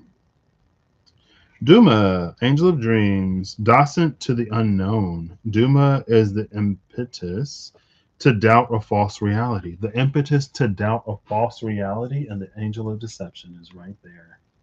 Boom, boom, boom, boom. I want you in mine. I'm sorry. Duma is the impetus to doubt a false reality, to crack the shell keeping you from the truth. When the world shifts around you, Duma is your guide. The world is stranger than you believed it to be. What we all dream, we dream together. Those dreams pull together in Duma's cupped hands. Look below the surface of the water. You know you've missed something, and yet you wonder what. You listen closely, and yet you hear nothing. All the while, you dream the truth you think you seek. It is said that Duma and Leliel are connected. The truth of this can only be found within Angelarium. Signs are a reflection in water, a golden cage, and an eye. Oh man, I think I put it back wrong. Is Leliel the angel? Yeah. Literally under Duma. Hold up, wait. Was Duma before? I think Duma was before. Hasmed was Annihilation. Under Hasmed, Angel of Annihilation, is Leliel, Angel of Night. Maybe it's dreamy in the daytime and annihilating at night. Anyway, on the other side of this angel is the night that Duma is connected to.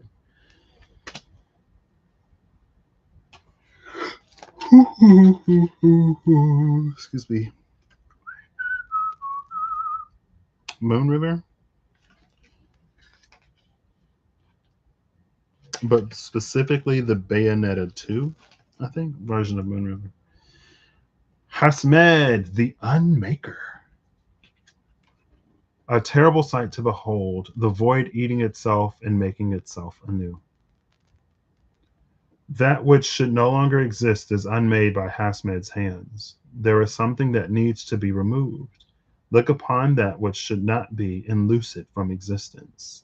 Signs are a hood, an eclipse, and an empty field. An eclipse and my solar eclipse room is here. And as I was talking about a total solar eclipse versus an annular one. I guess it's interesting here because we were talking about the spirals specifically. It's there as long as it's needed. And when it's not necessary anymore, then it's not there.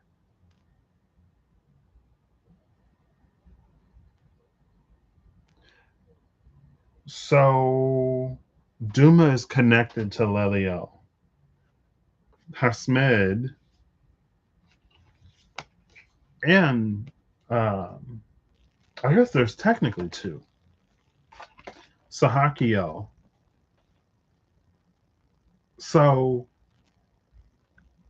follow me. We have the gate of Sahakiel, right? Which is a gate. On the other side of the gate sits Sahakiel. We got Duma.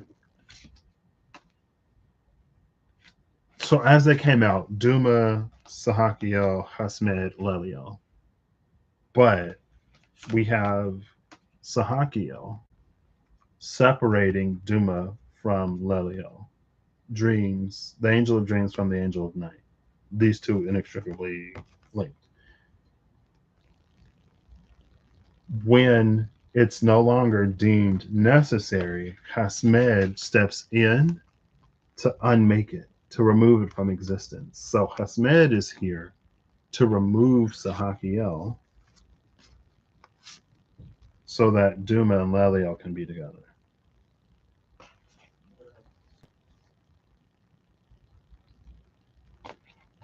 But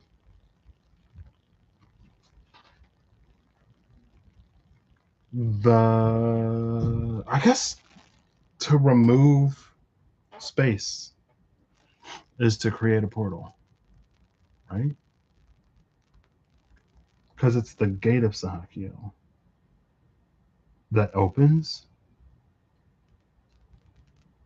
It's like the separation was necessary and needed for some point. The separation was necessary and needed for a length of time for whatever reason. Now, with the gift of learning to know being the release of those things that keep the heart engorged, and the gift of owning one's potential, the gift of 12th being holding presence in a top and bottom way, seeing through the deception of Satario.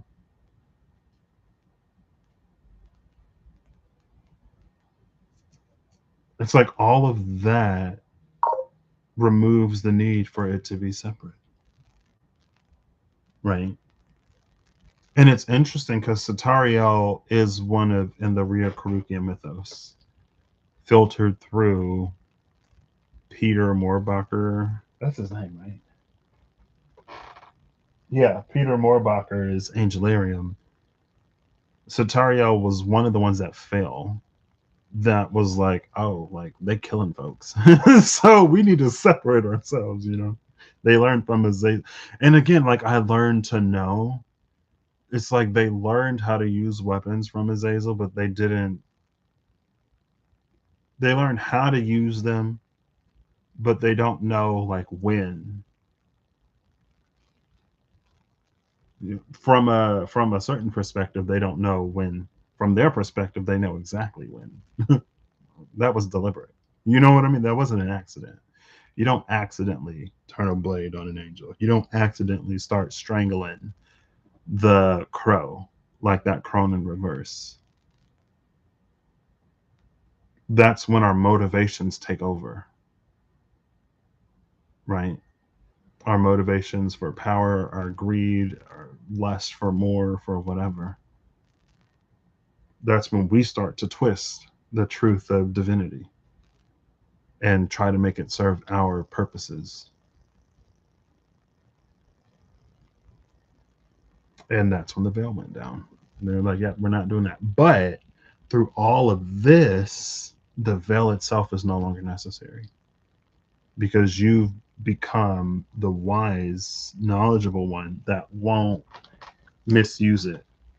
And it's interesting, like you're trusted not to misuse it, but it's like it's known that there are going to be times where it is to be used. So you're not only trusted to misuse it in a harmful way, but you're also trusted to use it in a positive, beneficial way. So that was these three gateways. Interesting. And like that staticness of 12 it's a similarity. You are just as divine and human. It's like you're just as human in divine realms and you're just as divine in earthly realms. And it's all centered on the truth of who you are, centered on the truth of your being. Not who you've become, not who experiences have made you.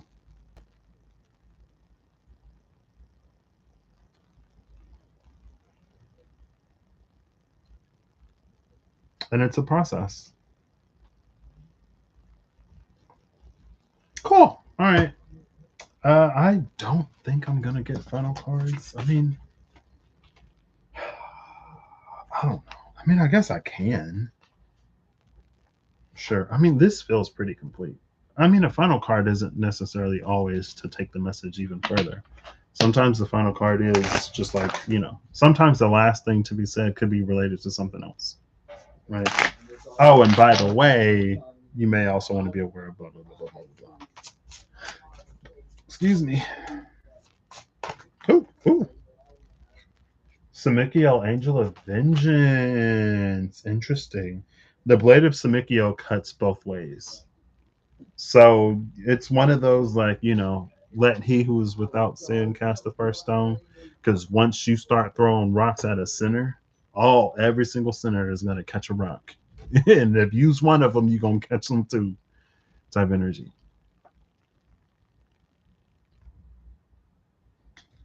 Bottom of the deck is Keter, the crown, spirituality.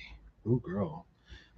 To see the crown spirituality with the angel of vengeance, especially coming off of that, how we sometimes twist the divine and divinity to serve our human selfish needs and desires, to create hierarchies and power systems, and to elevate ourselves potentially sometimes maybe over others.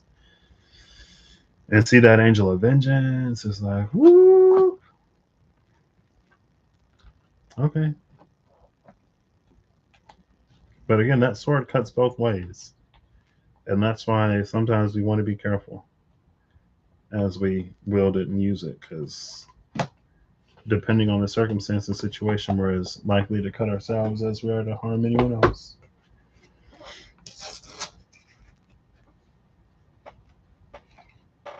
Remiel, Angel of Visions was at the bottom of the deck, which was funny because Remiel, Angel of Visions was at the top. Before I got into that last shuffle, at least.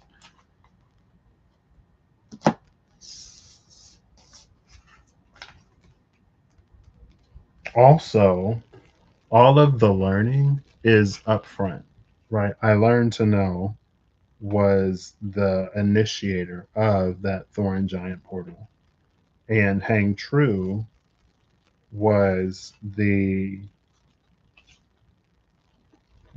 lesson of the present that helped us with that initiation.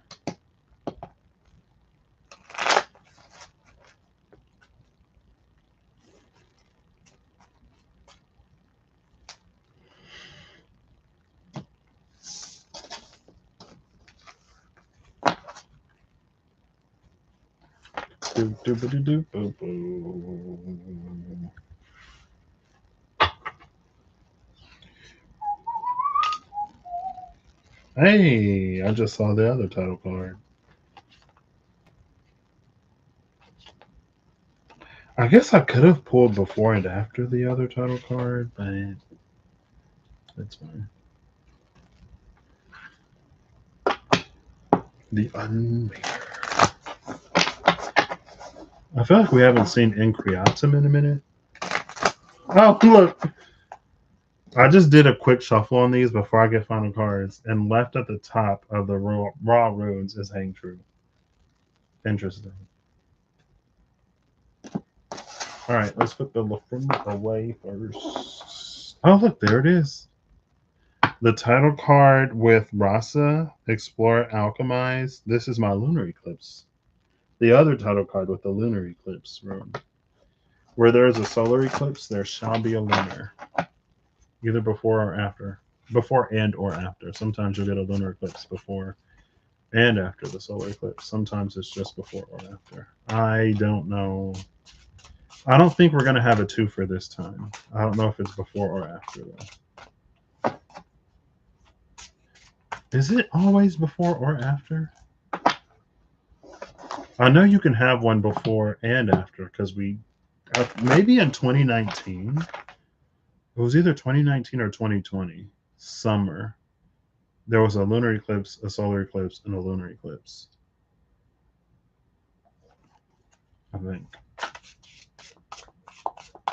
Okay, final card from the Lafruma.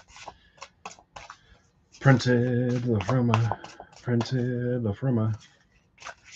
And again, it's interesting how the cosmic, like that Lagoon cosmic ocean, was flowing toward Lafruma with that wall in front of it.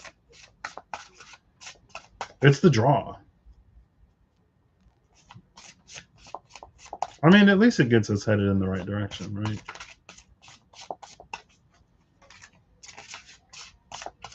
And it's almost like because it gets us headed in the right direction, it's deemed as necessary. And because it's necessary, it's not annihilated. It is not unmade, right? Even with certain narratives, you could say, or with certain environments or experiences, if it leads us in the right direction, and if that's our path of least resistance to get in the vague vicinity, then it's necessary and it can't be eliminated, because without that, it's almost like without that path of least resistance, we'd have no path. Anyway, all right, I'll give it 3 more before I move on. Last one. Oh, okay, we got it. We saw the candle before, or we saw the condo before. Now we see the candle. Candle, Daystar. Candle and condo, hot and Baldur, the micro, the macro, 2 locks on 1 door.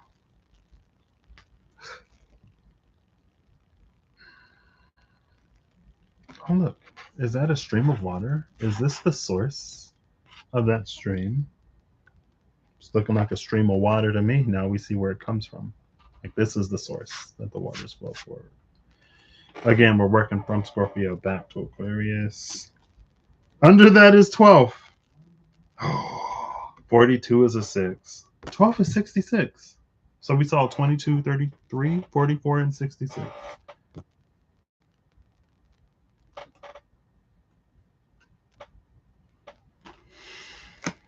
Bottom of the deck is Fame, Weathercock, Fluctuate, Fluid, 56, 66, 56, 42.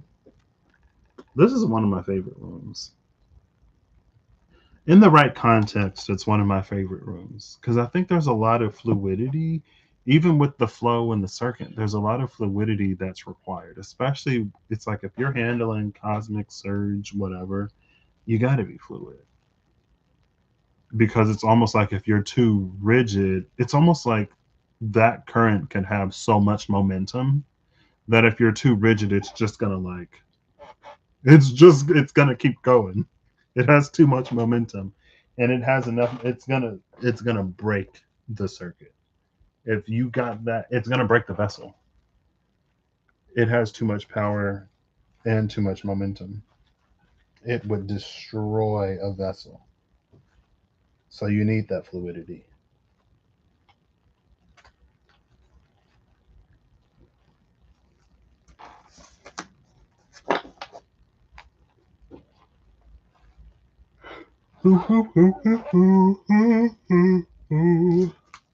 Let's go for, I reach for these, so let's try these. I'll give it 5 shuffles. The Angelarium.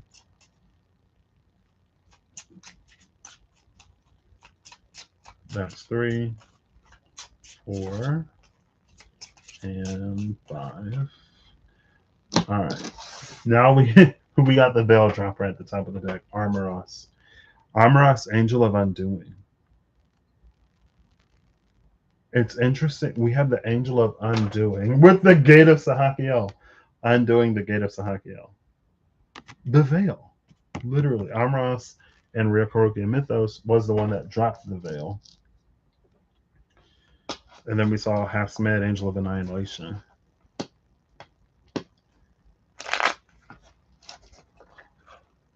It feels like, oh look, there's Thorn at the cut. Hang True and Thorn at the cut.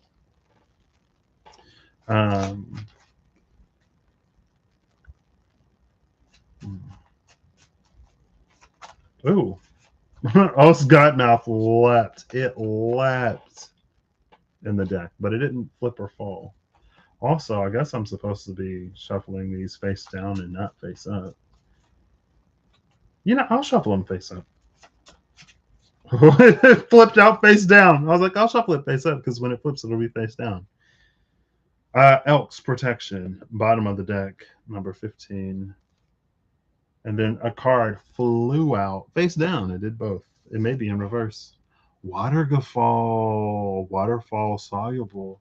Again, like the card of Candle. It was going up the waterfall. Here's the waterfall. It's a protected waterfall, though. Those are sacred waters. Under that protection is Ing. And under Ing is Hang True. Under Hang True is Vein. Weather Vein. Cool, love that. These were the stitches. And that ignite the water meadow, right? 42. We just saw 42. Waterfall is one of the runes that changed because 42 was Candle.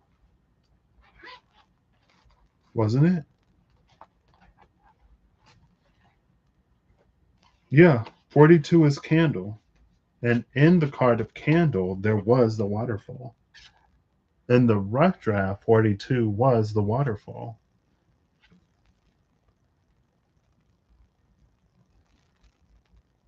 Interesting. You see that? 42, 42 with the waterfall and the waterfall. Interesting.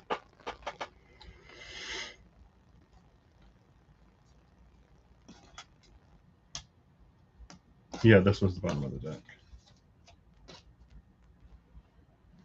Interesting. Is that to get to the waterfall and see some kind of truth? Or is it just like stepping into the energy and getting even closer?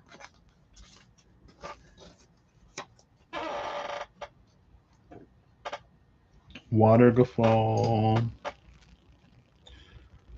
And again, in the top, there was the image of, I think that was because of Scorpio, Angel of Scorpio with the Angel of Aquarius, the trout that was swimming upstream. We've reached the source of the water.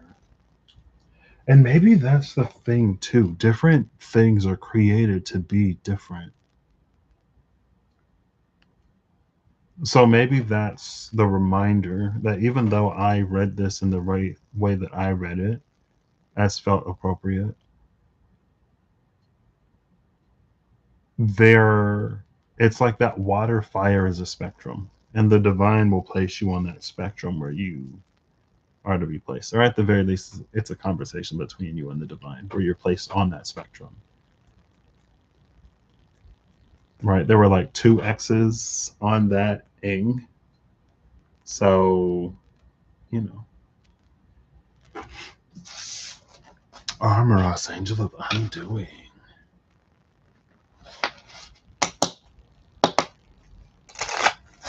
It feels like if you were to just like annihilate the veil, the water would be flooded. The world would be flooded in like cosmic divine water, but not like in one of those. I feel like not in a way that we would necessarily want, in a way that it was like it would literally wipe everything out, and not like a water flood, just like almost like because you know frequency vibration. It's like it would be a frequency vibration so powerful that every molecular intermolecular bond would be broken. we would literally be atomized. Everything would literally be atomized because it's just shaken to the point where all those bonds break and you just turn into atoms. Like that's what would happen if if the veil was just like undone. So, well, that's why you become partially fire when your spark comes on, because your spark can take it. Like that's the natural frequency and the natural resonance of the spark. It has to slow way down and be dampened a lot to, not atomize yourself or the things around you. That's like your insides get an upgrade or something. It's funny because in the Ul cycle, Ul can do one or the other. But today it's reading like 12 can do both simultaneously.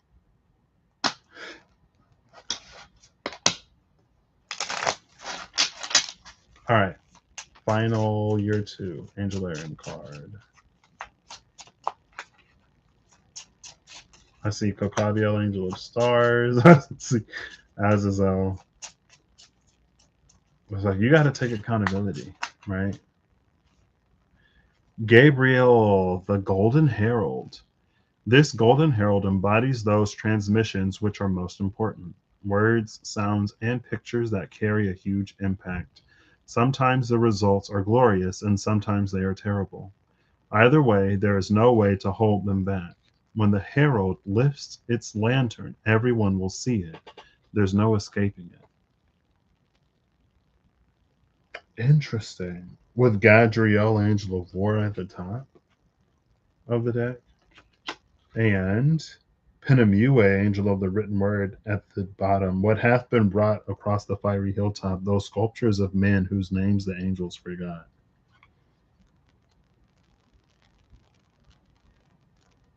Look at that. What is that? You see that?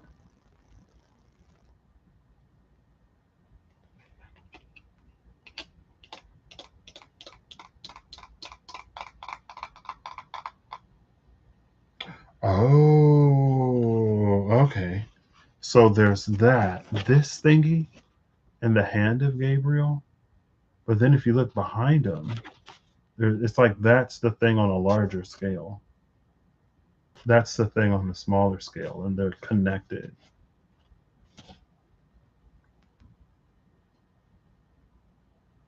Interesting.